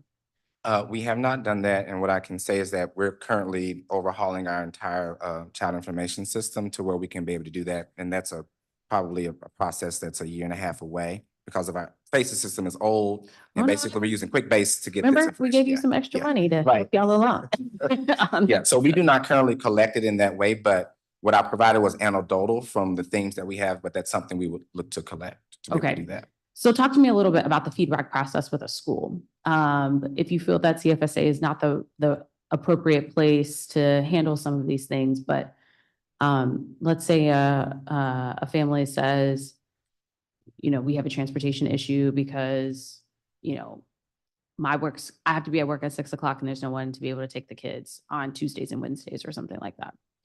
What happens? So the feedback, I mentioned there are kind of 3 parts when they report, when they send a report through the portal. Will show it's accepted, it'll show who's assigned and what the outcome is. When we talk about also additional information, specifically an investigation, and I was trying to figure out how to articulate this so the public could understand. I know there's more information that schools would want. But we also have a fine line in terms of legally, whether it's HIPAA, whether it's confidentiality, if it's an active investigation of what we can and cannot share, and depending on who we talk to, can also impede that investigation. So we try to ensure the spirit of that investigation, that we can do it in a very clean way. And we try to provide as much information as possible. As a matter of fact, I asked my leadership team this past week, along with our attorneys who's to the right, I really want to explore what's the fine line of how much we can share with that case, because I do think that more information to the schools could be helpful in how the schools could help, Respond to an respond issue. to, right. Because I feel like there might be situations which, for whatever reason, Yeah. a family might be more forthright with one of your investigators than they might be with a principal at a school. And they usually are, because of the very nature of the agency that we represent. Correct. Yeah. And so I feel like then there's this feedback loop that's missing. There could be something that the school could do that you all can't necessarily do because your agency isn't as nimble to sort of handle some of these individual things. That could progress on that, right? I think, there were cases in the past around students not coming to school because they weren't able to get laundry done that week. And then what happened? As we have been modernizing schools, we have been putting washers and dryers in many of them to help sort of mitigate that. But again, if the school doesn't know, I got an empty washing machine and I got a kid not coming to school, but we have a solution, we just haven't connected the dots. That's the piece here. Sure. And so, for instance, even at the triage level, and again, it's not, you won't see it in a testimony, but because my agency, contracts with the collaborators, and I know that the chairman mentioned that, some of those types of services are the very things that the collaborators are set up to do. That's not necessarily a role that my agency does. So for instance, we're talking about clothing, if it's food, those are things specifically that the collaboratives, I think, are uniquely set up to do. And we may Right, need but to can you even share that information back to say, hey, we have a family who needs the support of a collaborative? Yeah, I mean, that's information we can share. I'm thinking more kind of investigative things, whether it's an interview with the child, an interview with the parent, I see. those specific conversations we can't, but we're talking about services and referrals. Those are things we can share. Okay. Yeah. Let me ask this, for a student, this is not CFSA, but for OAG or PDS. If a student is missing school because they're in pretrial detention, how does that get coded for attendance purposes, or does it? Well, the only way that I know that it would get, well, we would know about it is if there's an actual referral to our office. So it would have to be a referral to our office for us to, for the Office of the Attorney General to be made aware of them not attending school. No. I'm saying if a student has some other type of issue where they Mhm. have come before you for an incident, Okay. Mm-hmm. they are now detained. Mm-hmm. Is a school just marking them unexcused absence and doesn't know what's going on? Like, In my experience, yes. We can go back and correct them, and we will often show them these are the days that they were actually at YSC and have them corrected, but traditionally, yes, they are marked as absent. I mean, they're marked as absent. okay. I think that's a different, I mean, I don't know if it's necessarily a conversation for here for this particular purpose. But again, I feel like this is kind of a silo in communication. It's still a problem that the student is not missing school. If they're at YSC, there is some educational something that is happening there. Maya Angelou is there. And yes, you can go back and check on it. But I feel like I'm trying to think about it from the perspective of a teacher who's like, Johnny was here on Tuesday, and then Johnny hasn't been here for 3 weeks, and mom is not answering. And, like, I guess in that case, do they end up, if it's, depending on the age, does it end up getting referred to CFSA? And then y'all are like, oh, we found the kid, but we can't tell you where they are?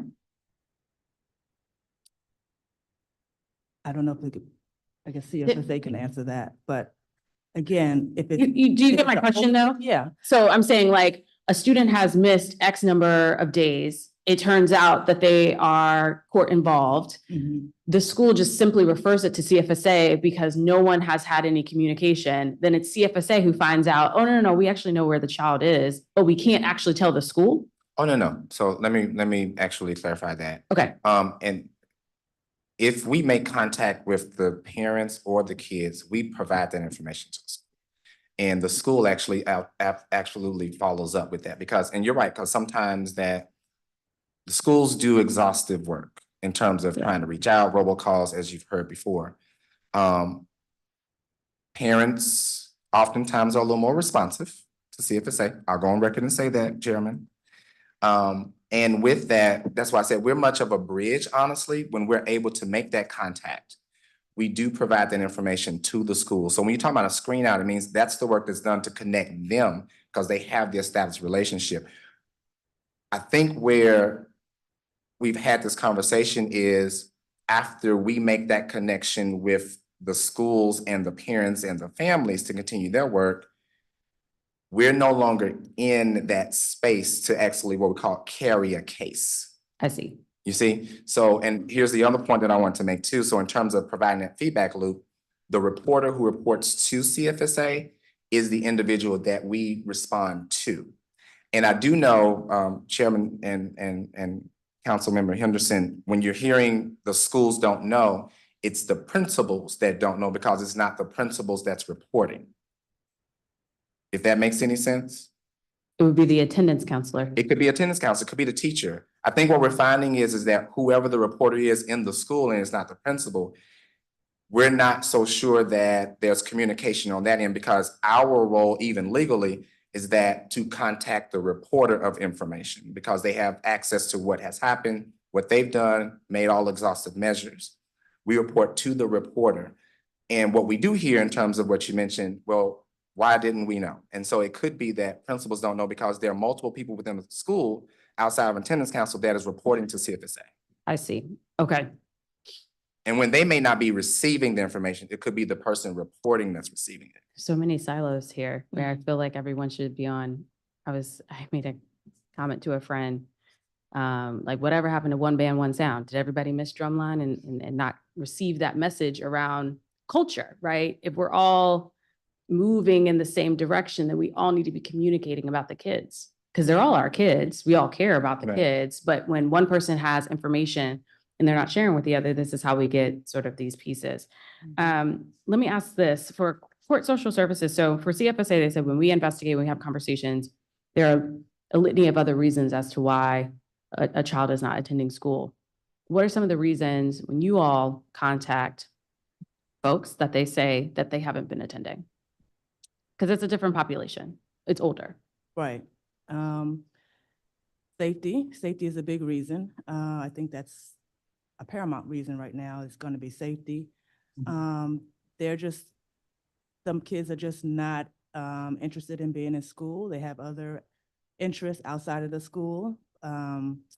It could be also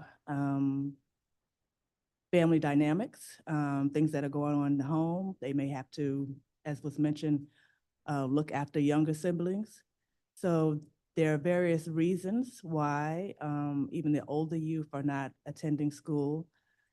So what are some of the follow-ups? So for instance, safety is one. Mhm. Let's put that in a bucket. When they say, I don't have an interest in school, what do you all do?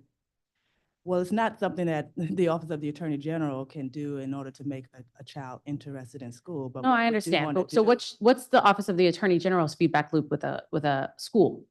Well, what we will do is look for whether or not there's a linkage. So for instance, whether or not the school attendants have linked them to the past or some type of services. We'll reach out, when a case comes to us, we'll reach out to the parent to see whether or not they've connected with the linkage or connected with any resources. If, for instance, we find that there was some recommendation that was made and the parent has not followed through, we're not going to bring that case. We're going to speak to the parent. We're going to have them go back to or finish out that particular program, either link them to the program or allow them the opportunity to finish the program and before we'll prosecute a case. So we give that parent the opportunity to go through the services, but it's really what we're looking for in the referrals that we receive is whether or not there's been some referral or some linkage for that parent. If there is none, or if they've gone through that and we feel that they still need services, we'll link them to the ACE diversion program. And then the ACE diversion program can work with that family to get them the connection or get them the services that they need. So How many slots are available in ACE diversion? I'm sorry? How many slots are available in the ACE diversion program? I do not know how many slots are available. DHS would have to answer that. Okay. Is there a wait list? I'm not aware of a wait list. We have not, to my knowledge, been turned down. Okay. So what happens if they say, well, I have to watch my younger sibling? Again, there would be services that need to be put in place to make sure that the proper, proper services are put in place so that someone who's of age could watch the child while this child goes to school. So again. So it's who's gonna the be agency that is responsible for that, of the services? Like you make the referral. Who do you make the referral to? Because OAG clearly is not Mhm. arranging childcare for somebody's family. Exactly. So So either it's going to be back to the school or it's going to be to the ACE diversion program.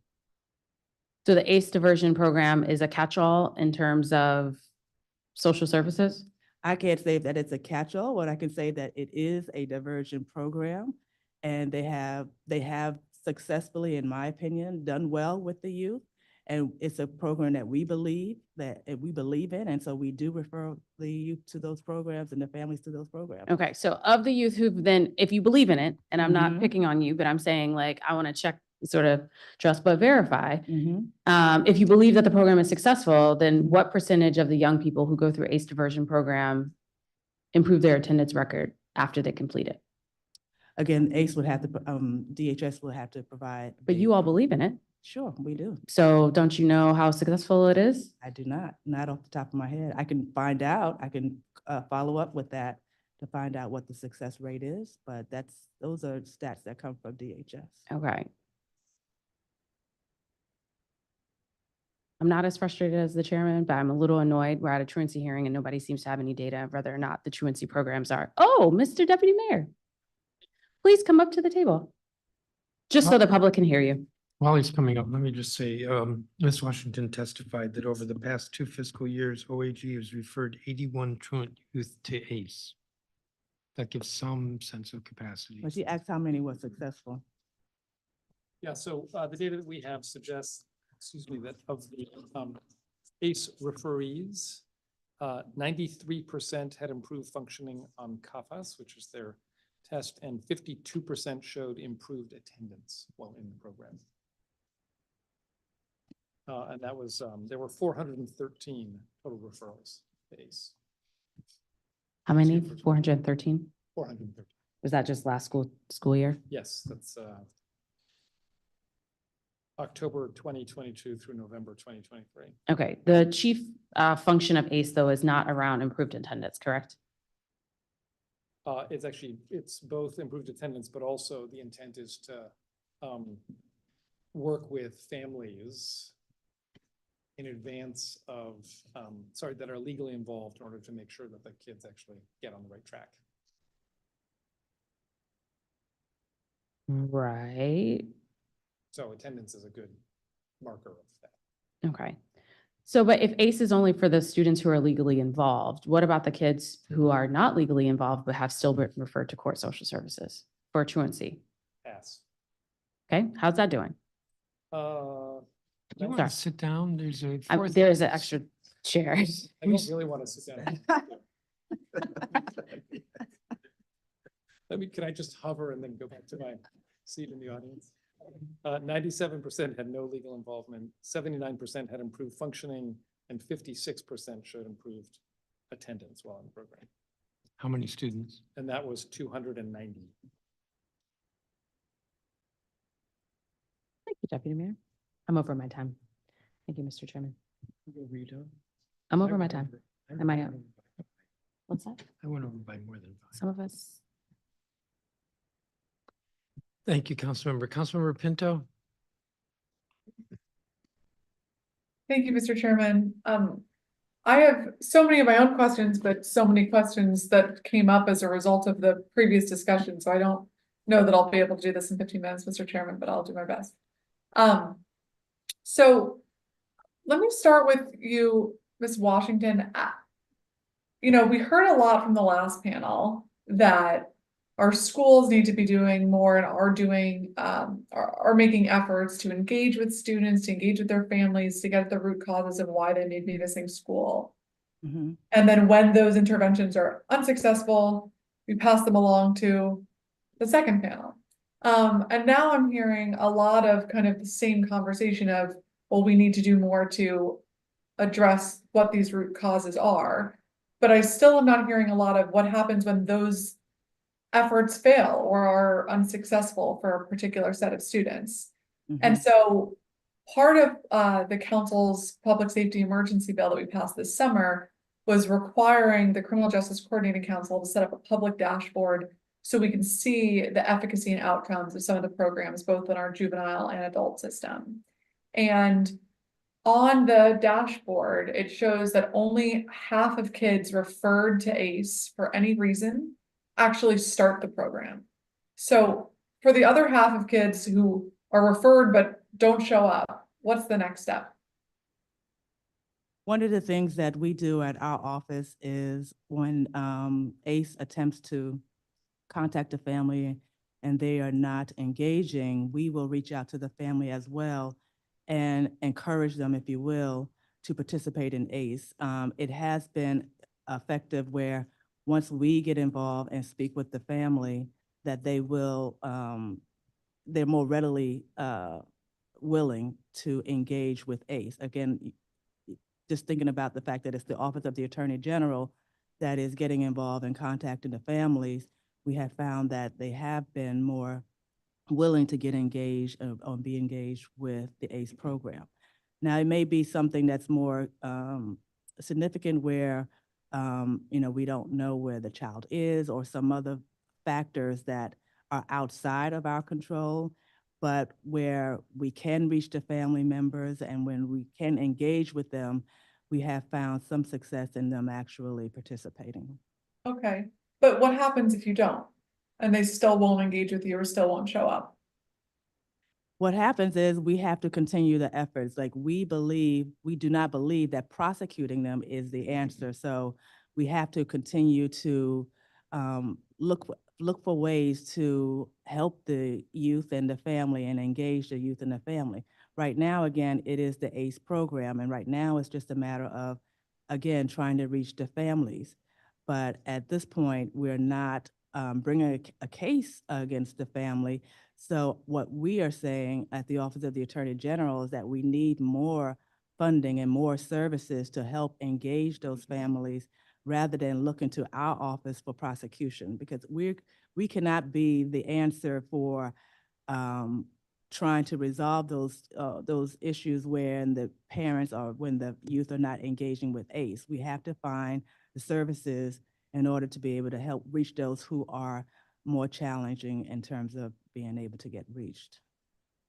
I appreciate that and agree, we need to do more to try to reach folks, especially if it's just a issue of engagement or services that they need. But Mhm. what I'm hearing is that our local prosecutor's office does not think prosecution is a tool, and therefore there's no consequence for not showing up for a diversion program that is meant to be mandatory.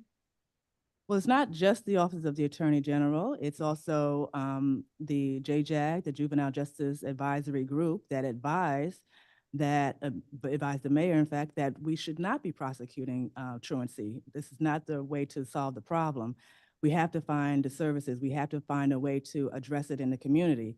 And so we've taken on that advice. We've taken a position where it is not appropriate to prosecute, even though some may feel that it's mandatory, some may feel that that is the way, but even if you bring them in court, it's not necessarily going to get them engaged in school, and we already know that. So we have to find Okay. other ways in order to engage them. Okay. If we have more time, we'll talk about some of those engagement mechanisms and how you're partnering with the community organizations to do that work. But I want to turn to you, Ms. Odom. And thank you so much for joining us today. Can you briefly explain CSSD's role in the process for addressing truancy and what your initial steps are when you get a referral from DCPS and your coordination with OAG? Absolutely. Good afternoon, Councilmember Pinto, or I should say good evening. Joining me is Assistant Deputy Director, Mr. Ronald Williams, and Deputy Director Camille Tucker. And so what I'd like to do is ask Mr. Williams, for whom he oversees intake, that's directly responsible for our intake process, if he will weigh in and articulate. Good evening, all. Good evening, all. So basically, when the referrals come in, they come in through an electronic depository that is also they're assigned to probation officers and screened. They have 7 days to turn them in, and sometimes it depends on the size of for lack of a better term, the batches that come in. They're assigned. We make recommendations to petition or not petition, and they're returned forwarded to the Office of the Attorney General. More recently, this past summer, we have been working closely with DCPS in reconciling the numbers of truancy referrals. So, hey, we sent you 100, we have 100, and then we're processing them. We also have added more of a outreach during the referral process. The referral process used to be primarily a paper review of the truancy, the attendance, SST, the efforts to abate the truancy. And now we take more of we will reach out to families in the process and try to figure out if the documentation makes sense, if it's something so that it helps better inform us regarding our referral, our recommendation for the referral. Okay. Sorry to cut you off. I'm just mindful of time. So, Ms. Odom, when we see youth who have gone from being truant to being involved in the juvenile justice system, Court Social Services is charged with supervising these youth who are on GPS monitoring and providing services. And so we've seen reports that about 65% of youth are not home when CSSD probation officers perform curfew checks. What happens when someone's not home and not complying with the conditions of their release? So that's an important question. We have recently done a snapshot and we've looked at some data, and we are actually pulling and reviewing our data internally. We don't concur that the 65% is accurate. and to further expand on the question as to what are we doing when we find that youth are not home? Because when we're doing curfew checks, when we're doing curfew calls, there is a percentage that may not be home at that time, that may be home for the call and then not home for the visit or vice versa. We are improving and increasing how we respond and inform the court so that we can look at graduated responses that may be in fact moving from just a curfew visit, a curfew call to GPS monitoring. That could also be having the kids come back into the barge for a particular period of time. But it does involve informing the But court. Director, I'm sorry, when you say we're looking at a graduated system, there is a graduated system now, right? So is that being followed or you're looking at changing that system? Enhancing it and being more responsive in a more timely manner. So you're correct. We do sort of have a graduated response in terms of accountability. We have a graduated response in terms of recognizing and incentivizing young people. But a big part of it is being able to look at increasing the number of checks that occur. So one of the things that we're doing, Councilmember Pinto, is rather than having a youth be seen once a week at one level, every other week at one level, and every 3 weeks, we want to intensify that so that you would have perhaps a visit a week, 2 visits a week, 3 visits a week, and you would rotate them across days. So that is part of what we mean when we say we want to look at a graduated sort of response in the frequency with how often we have contact with our young people. Okay, and are these contact points at different parts of the day, different times of day, different days of week? So it is in the evening when we call it a curfew check and a curfew call, but during the day, it would be a school visit. And then we also have home visits that we do as well. Okay, so right now, if I'm a youth who's on GPS monitoring and I'm not home for my curfew check, what is your next step? For that youth in which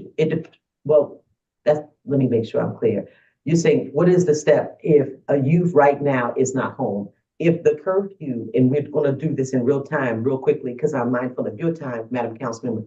If the curfew says 6:33 and the youth is not home, we would be monitoring where the youth is in terms of their movement, right? And if they're on GPS, if they're on global position, because it's a real-time tracking, we would look at, are there inclusion, exclusion zones? Is the youth moving throughout those zones? We also have, and through the technology, the ability to send triggers like a pinging sound, an alert, a vibration to alert the youth. But we would also be working with informing the parent. So we have the ability through 24-hour surveillance. Ultimately, the individuals who are monitoring it at the principal monitor are our electronic monitor technicians, or we call them delinquency prevention technicians. It is our probation officers that have the standing in court. They are the ones that are going to take what we see in terms of violations and bring it back into the court so that we can determine how we elevate our response with our young people. But it's also important, as you know, council member, that we validate error alerts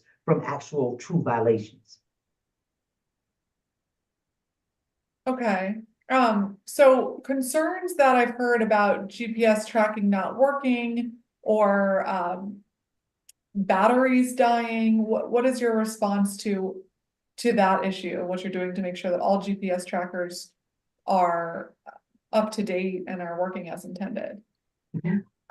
Councilmember Pinto, we also have, since we just recently switched to a new GPS tracking system, we also have instituted where they are put on GPS that there is a list of requirements that the youth must follow, including charging the device every day, being where they're supposed to be, and checking in with their probation officer. So when that happens, then one of the main tools in our tool belt is to seek a custody order if they're not where they're supposed to be and they're violating on a routine basis or more than we're comfortable with. I mean, we don't want to necessarily pull the custody trigger on the first time there's a violation, but when we see that there's a problem, they're not checking in, they're not attending bars, they're not complying with the terms of supervision, then we escalate our response to that non-compliance.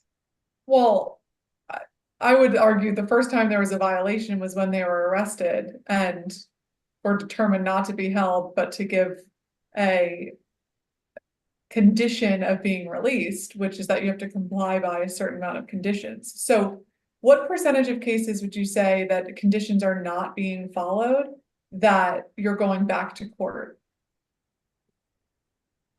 I would ask Madam Councilmember if we could respond back with that data in short order. I don't have those numbers off the top of my head. Okay, because one of the concerns that I will hear, and I do hear often, is that there are cases of violations, but that there's no follow-up from CSSD. And you know, our prosecutors need that follow-up to then bring the cases.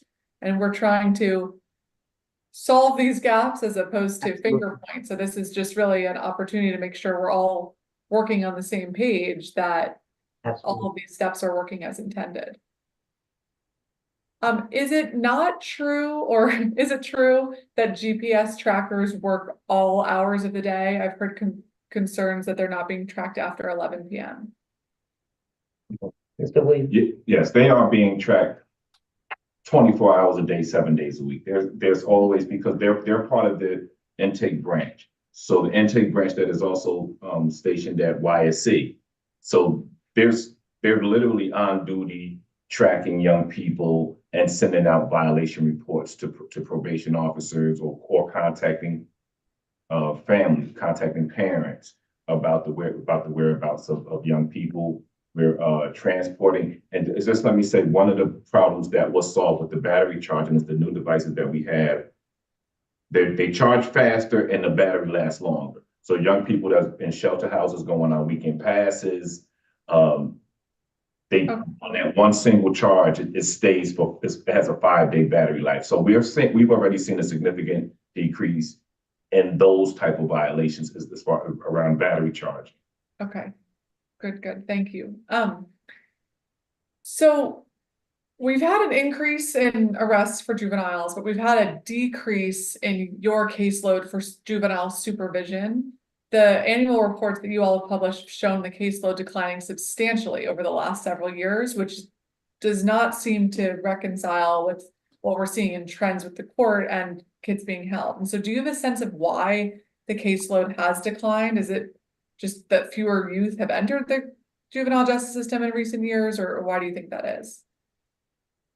Well, our data and the review of the data shows the correlation to, as you know, when we talk about delinquent matters, there is the arrest. The allegation is that someone has broken the law. When that case comes to us, so there's a process in which the arresting entity, if it's not MPD, that you've transferred to MPD. If it is MPD, there's a process that began, I think, during the pandemic, and it involves MPD consulting with the Office of the Attorney General, in many instances, determine whether or not a case would in fact be charged. And so MPD may not refer a youth to us if in the consultation, which we are not privy to, it is the consultation between the MPD and OAG that we would not go forward with charging. We would not see that young person. If in fact that consultation does not result in that communication, we would likely receive that youth from MPD. We would then do our assessments, our screenings. We would present that case in JM15 unless it was determined that the case would not go forward before being petitioned and charged formally in JM15. And then subsequently, we would supervise that youth throughout the continuum, which is the adjudication phase and process, in which there are various options that are at the disposal of the stakeholders. One would be formal diversion through our solution courts that would be the Behavioral Health Court, the Hope Court, which supports youth who have been exposed to human trafficking and exploitation. There could also be a deferred disposition agreement, a deferred prosecution agreement, and then there could also be the formal pretrial where you're going through the process, and then there's a disposition to probation. So the arrest won't necessarily always jive with what we get for supervision if it's not brought to JM15. Right. But if it does proceed in that way and charges are brought and it does lead to supervision, are you all taking on 100% of those cases? We are responsible, yes, and we are supervising those youth. And the conditions. How many youth are under your supervision right now? I will ask Madam Councilmember if we can get that number to you as well as the other number, because what we will be giving you is the number of the cases as of the end of November. what was our count as of the end of November. Okay, that would be helpful. I'd appreciate that. And just lastly, thank you, Mr. Chairman. You mentioned, Ms. Odom, that you're gonna have new data. Will this be in your 2023 report? And when can we expect that report to be published? I believe that the 2023 report for the Superior Court is at the end of the calendar year, going into the start of some point early in 2024 would be the 2023. But I do want to underscore that our data is encompassed in the Superior Court data in a full annual report that is released for the Superior Court and also in the Family Court data. So the information is not released as an independent report for Court Social Services Division, but part of the broader Family Court and Superior Court. Okay, so you think that will be ready in January? You just mentioned that there's new data coming. It would be, we would have to find out what is the normal timeline that the court releases the data. It would be in those traditional reports. And we can also provide a follow-up to that as well, Madam Councilmember. Okay. Thank you very much, Ms. Odom. Thank you all for being here. Thanks, Mr. Chairman. Thank you, Councilmember Pinto. Councilmember Parker. Thank you. Director Matthews, I wanted to start with you. Coming to school year 22-23, some of the numbers that you referenced, 7,059 educational neglect reports, just 3% of them were screened in, 219, and just 1% were substantiated, 78. I'm noticing there is a gap between 759 and 6,603 that were screened out. I'm throwing out a lot of numbers, but there's 237 other cases that are not accounted for. What are we to make of that number? The 237 are cases that we refer to our Engage and Connect unit. So for instance, if our triage unit has 4 days to make contact with the family and make contact with the school, and if that's unsuccessful, then that referral goes to our Engage and Connect unit. So those 237 accounts for that. And so to explain what they do, I guess is the question, they actually go out to the home to see if the child is there and meet with the parents. And once that connection is made, then it is, as we talked about, to see what services need to be provided. Okay, and I would imagine some of them may then go to the screened in number, or no? Those No, 37 those are are totally just separate. triaged out Correct. to other Correct. entities. Got it. I know there's been a lot of back and forth, and I think this hearing kind of illuminates several gaps in reporting, investigations, and consequences. And I want to just highlight some of those things. I will say again, I don't think this should live at CFSA. So I'm at a different place than the chairman who thinks OSSI can't handle this. I think part of the issue is that CFSA can't handle this. And part of the complexity is the transferring of information between schools to CFSA, reporting back to OSSI, and some of it I think can be streamlined if it were at OSSI or some other entity. And I do think there's room for some of the staff that may be doing some of this investigation at CFSA to operate elsewhere. With all that said, I just want to highlight some things. Walk me through, Director Matthews, the screening process. So when you have your educational neglect report and you're screening people out, what criteria is being used to determine that I'm not going to move forward with this? Is that something you can share with this committee? Sure. So we receive a report. The triage unit, when it's assigned to an FSW worker, will reach back out to the school just to make sure that they've exhausted all means. And then we will also make contact or try to make contact with the parents. One thing I did learn is that it's not innovative, but the way that we've engaged parents is we've texted them first instead of calling, because if they see a number that they don't recognize, they won't, pick it up. And so we do, we disclose to the parent through text messages who we are. But are there a number of questions? Is there a score or something? Yeah, what I'm trying to get at, is this objective or subjective? Is it based on my interpretation that this is educational neglect? Or yeah, there are a number of questions related to safety, because that's again what our role is.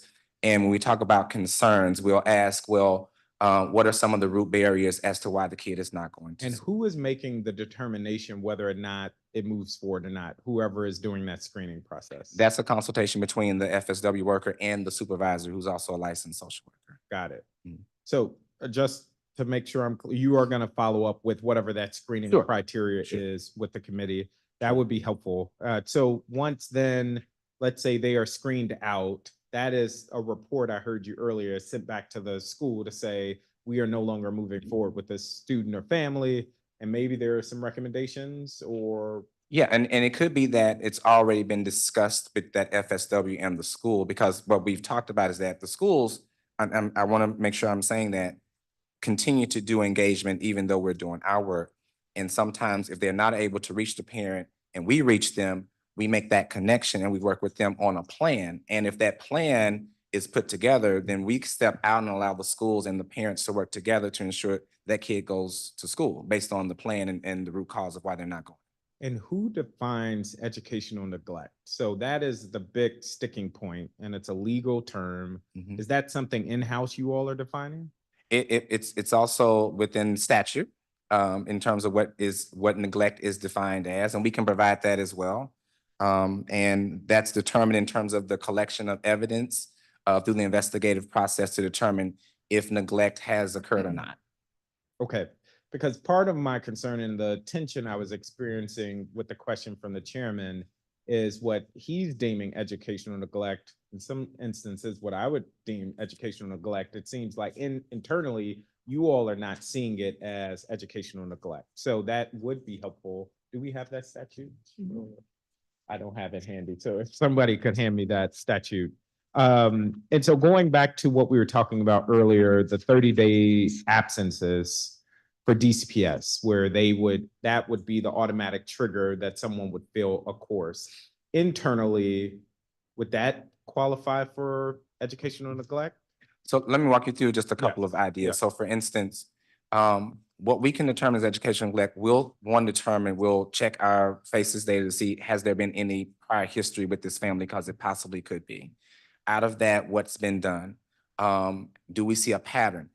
The real big question is the parent being cooperative both with CFSA and the schools? If we find that the parent is not cooperative with either school or CFSA based on a plan of intervention that we put forth, then that means that the parent is knowingly, intentionally not sending that kid to school with the efforts on behalf of the school and CFSA, which then could lead to a neglect finding. Coming back to the number of days missed. So a student misses 30 days. That alone, I'm hearing you say, would not constitute educational neglect. No, because we have to determine what the root cause of the missing 30 days is. Okay, so hypothetically speaking, my student stays home and plays video games all day. I have a very welcoming home. There is no sign of physical abuse, but I'm just not making my student or child go to school. To me, that is educational Well, the key of neglect. what you just said is that I'm not making my kids go to school. Well, yeah, Yeah. I'm allowing them to stay home. And you're allowing them. So that means that you knowingly are doing so, which is against, the statute of that, and that would rise to the level of neglect. Okay, I'm going to jump in. Correct me if I'm wrong. we're but- gonna hold the clock. Yes.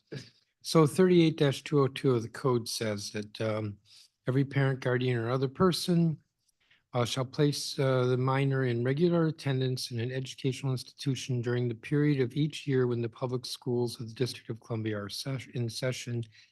And that's a minor who's reached the age of 5 and is not yet 18. That's 38-202, and 38-203 says the absence of a minor without valid excuse shall be unlawful. And goes on to say the parent, guardian, or other person who has custody or control of a minor who is absent from school without a valid excuse shall be guilty of a misdemeanor. Any person convicted of failure to keep a minor in regular attendance in a public, independent, private, or parochial school, or failure to provide regular private instruction acceptable to the board, which I assume is the Board of Education, may be fined not less than $100 or imprisoned for not more than 5 days or both for each offense.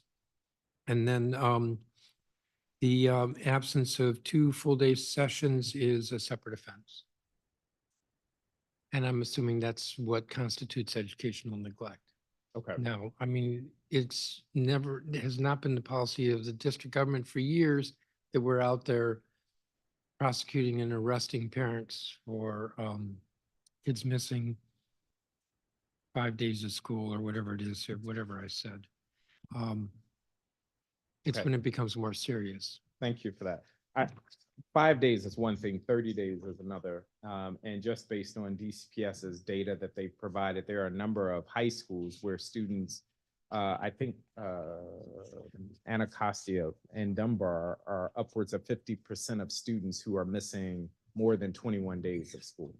I know high school is a different situation altogether. A few more questions, Director. I do have other things I want to get at. Staffing. How many FTEs do you have in this school division that are investigating the educational neglect referrals? So we have about 9 in the triage unit, and then for the engage and connect, they're probably around 12. Okay. So when we think about capacity, we're thinking about those 21 people that are essentially responsible for these 7,000 or so referrals. Yes and no, because when you talk about the 12, they are embedded in investigative units, so they do duties also other than just educational. Got it. Yeah. That's helpful. Okay. Philosophically, and this may be an unfair question, but philosophically, it's my interpretation that CFSA Director, under your leadership, you're trying to minimize the number of students, especially Black students that are taking away from their families. I think that's a laudable goal because we're trying to keep families together. Do you think that, and to what extent is that impacting like the numbers that we referenced, that just 1% of the referrals are actually being substantiated? Yeah, I don't think that that vision is impacting that because, again, we have been doing the work of investigating where it's abuse and neglect for years. I will say what hasn't been elevated is that what we find when we do assess those reports and even the screen outs is that they are what we call, there's this intersection between poverty and neglect. And we talk about poverty related issues, which is clearly a lot of what we're talking about when we talk about lack of resources that families have. That is centered around why probably we see most of these issues. And I think when we're talking about the gaps and trying to figure that out, I think we have to figure out how do these families get the support they need so the kids can go to school. Again, we're talking about transportation, or we're talking about mental health and things of that nature. Those are things unrelated to neglect, but are symptoms of something else much more broader. Okay. And one more question, and I believe someone asked this earlier and I didn't quite get a clear answer. Your engagement with LEAs, so I'm thinking DCPS central office or the chancellor or charter LEAs, what does that look like? So for DCPS, what type of engagement does CFSA have with central office about here are the number of referrals we have and here where we are? Or is that not really happening? Oh, no, actually, you mean, so we have staff probably on what we call the administrator level of Child Protective Services that meets with DCPS and DCPCS on a monthly basis, going over data and related issues. I myself meet with Deputy Mayor Khan and Superintendent Grant on like macro level issues, especially as we gear up for the new year to talk, to discuss, our kids being enrolled and things of that nature. So there are different levels of engagement going on monthly and every so often. So going back to the example I referenced earlier, Shepherd Elementary that has 0% referrals. They should have made, I think, 13 CFSA referrals. For whatever reason, they've made 0.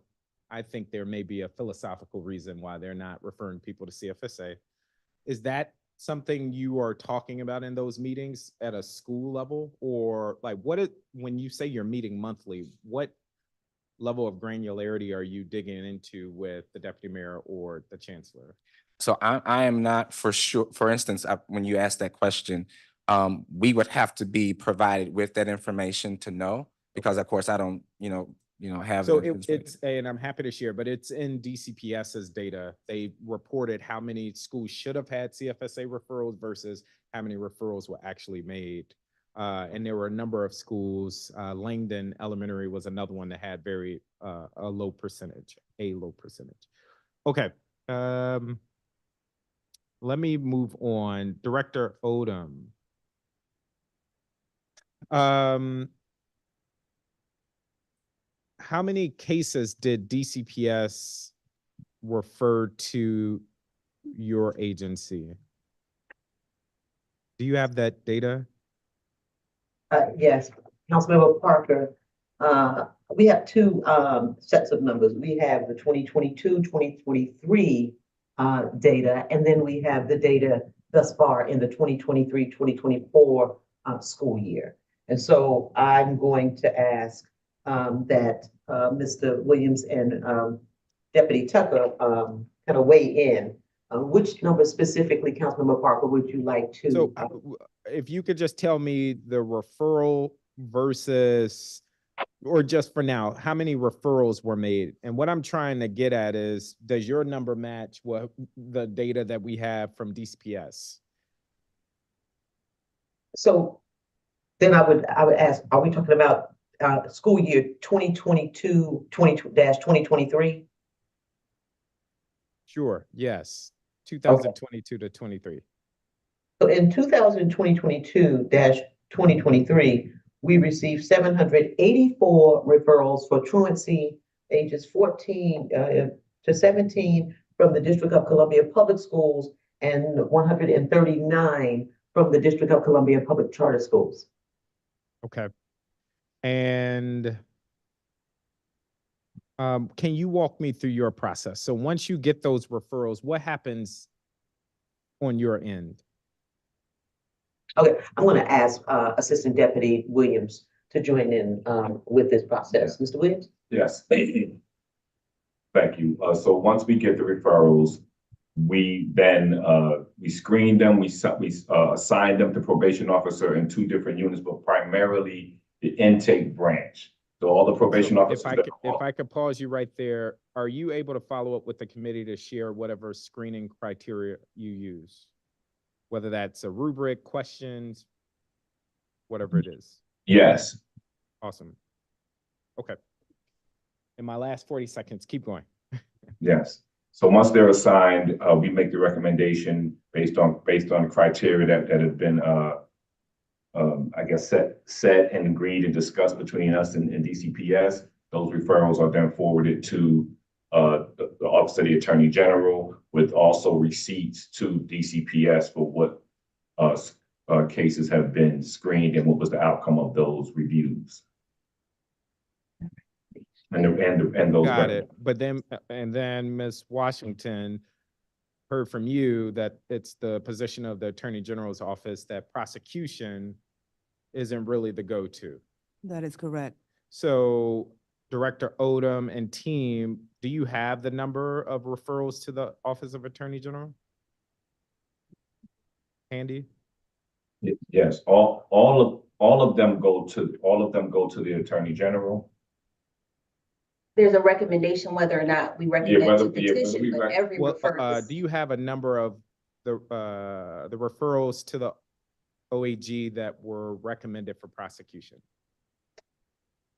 Yes, we do. What we would like to do, Councilmember Parker, is to follow up, as we will be with Councilmember Pinto. We'd like to follow up and provide you with that number because we are wrapping up the screening of the referrals that we got in the total school year. A number of the referrals that we got from the 2023 year, we got after school actually had taken the break for the summer. So we're delighted to follow up and provide those numbers. So that's two things, just to follow up. You're gonna share the criteria you use to screen young people, and then the number of prosecution referrals to the OAG, and then Director Matthews, the criteria your agency used to screen the educational neglect referrals. And I will just end here by repeating that we have a reporting issue, an investigation issue, and a lack of consequences for when young people are not showing up to school.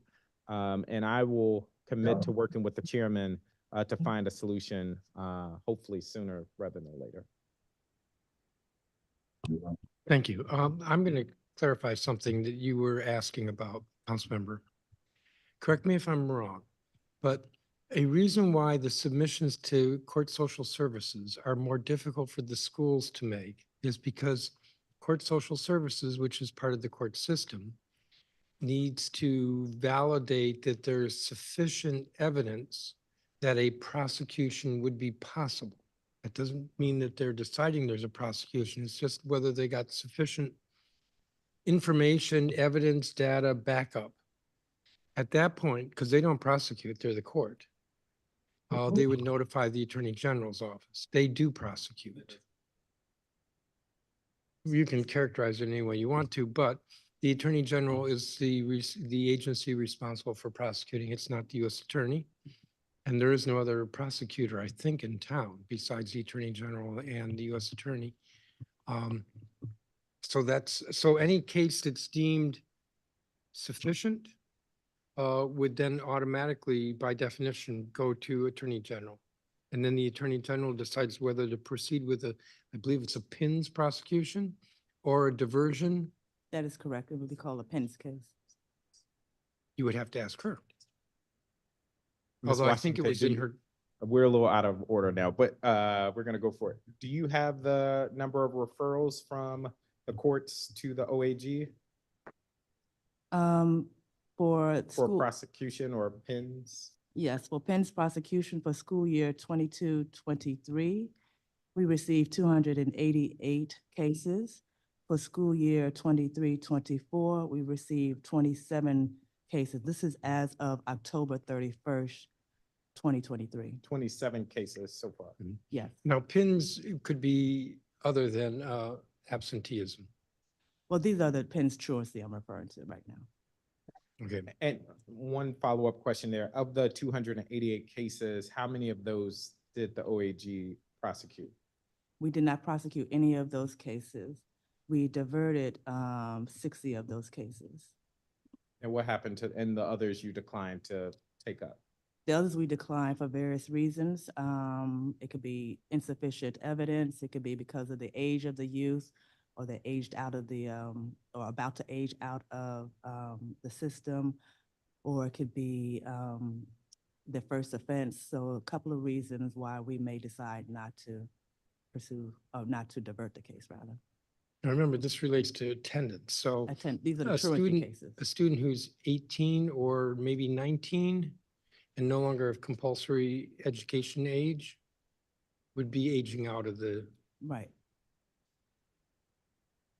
No, I understand. I just, it seems like there's a lack of consequences, and while I'm not trying to prosecute someone not merely showing up to school, we have a very serious issue. And if we're talking about some young people missing 30, 40, 50 days, there's a breakdown. And I'm happy to follow up there, but that's a little concerning. Can you, Ms. Washington, just follow up with more information about those 288 cases? Like, are you able to disaggregate the severity of the referral? So, In terms of the number of absences, you mean? yeah, yes. And what differentiates the 60 diversion referrals versus you all just not taking up any case? Well, again, it depends on, for instance, if it's insufficient evidence, we don't have the evidence to show that that the youth was actually absent, we would not be able to go forward in the case. So we have to have sufficient evidence to be able to consider petitioning the case. Again, we don't petition the case, but even in terms of diversion, it has to be a case that is one where we could petition the case before we divert the case. Again, if the person. And when you say diversion, I know what that means, but what do you mean by that when you say it? Meaning that we refer to the ACE program.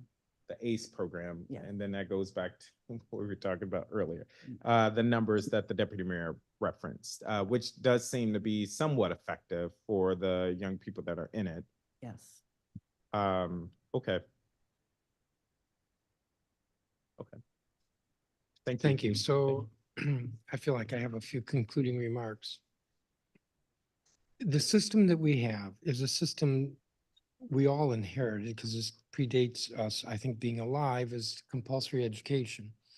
And for those who are absent, in my view, there are two reasons why we're concerned about their being absent. One is if you're missing school, you're not learning. And the other is that if you are unexcused, missing school, there's a chance that there is some other dysfunction, and that increases the risk rate of getting into the juvenile justice system, which we want to avoid.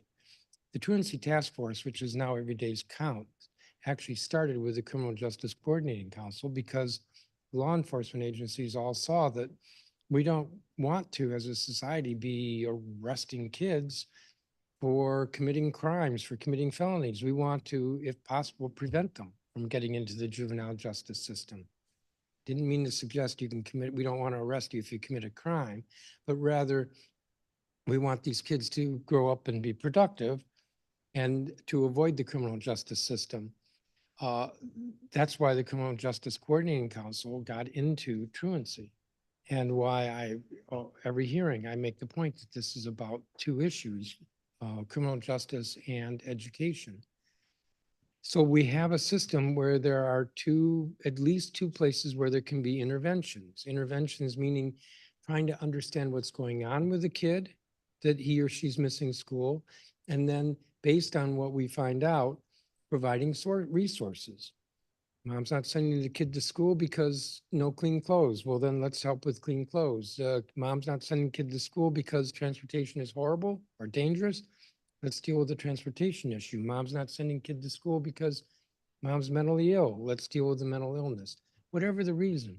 And for the younger kids especially, the kid really has no choice about this. This is all up to the parent. The older kids, there's some choice, but they're young kids, so adults ought to be able to help. These interventions are failing. They're failing with the SST, which is an intervention, which DCPS has renamed SACs. I'm just giving you a mean look because we don't need to rename everything, but we do. They're overwhelmed, they're not working. And then the referrals to CFSA, as I gave you a hard time, they are not working. And so if there are other ways of intervening, let's do that. You know, in a sense, the diversion programs for the older kids are working, but it's such a small scale. And it's also, in a sense, at the back end. These are kids who have, you know, if they've been referred to court and if the CSSD has referred it to the OAG, chances are it's more than 20 absences. And so really, this is I think what's coming out of this hearing is that we've got to work harder at either improving the interventions we've crafted or finding alternative interventions. Something other than, for instance, the school support teams. You know, Mr. Matthews, you mentioned the collaboratives. The collaboratives were an outgrowth of CFSA 20 years ago. When CFSA was coming out of receivership, the collaboratives were set up. So they would be an appropriate mechanism to help. And many of them are involved with Show Up, Stand Out, which, by the way, is another intervention program, but that has very small numbers, as I recall, of achievement. So there's, I would say this hearing is sort of inconclusive, other than clarifying that where there are cracks in the system that we need to address. Mr. Matthews, since you didn't like my use of the word jettison, actually my note here says, since CFSA did more than jettison the 66,603 cases, please, after the hearing, follow up, give us detail on what more was done. And you understand my question? Okay. And then all the information that we've asked for ought to come to the committee. You can, so if Councilmember Parker asks for something, fine, send it to him, but also send it to the committee. That's for everybody.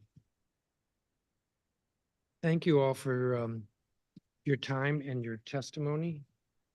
This is going to wind up this hearing. I indicated before that the record, oh, I read the wrong date. The record in this, for this case, this hearing will close at 5 p.m. on Tuesday, January 2nd, 2024. With that, the time is 7:10 p.m. Thank you again, and this hearing is adjourned.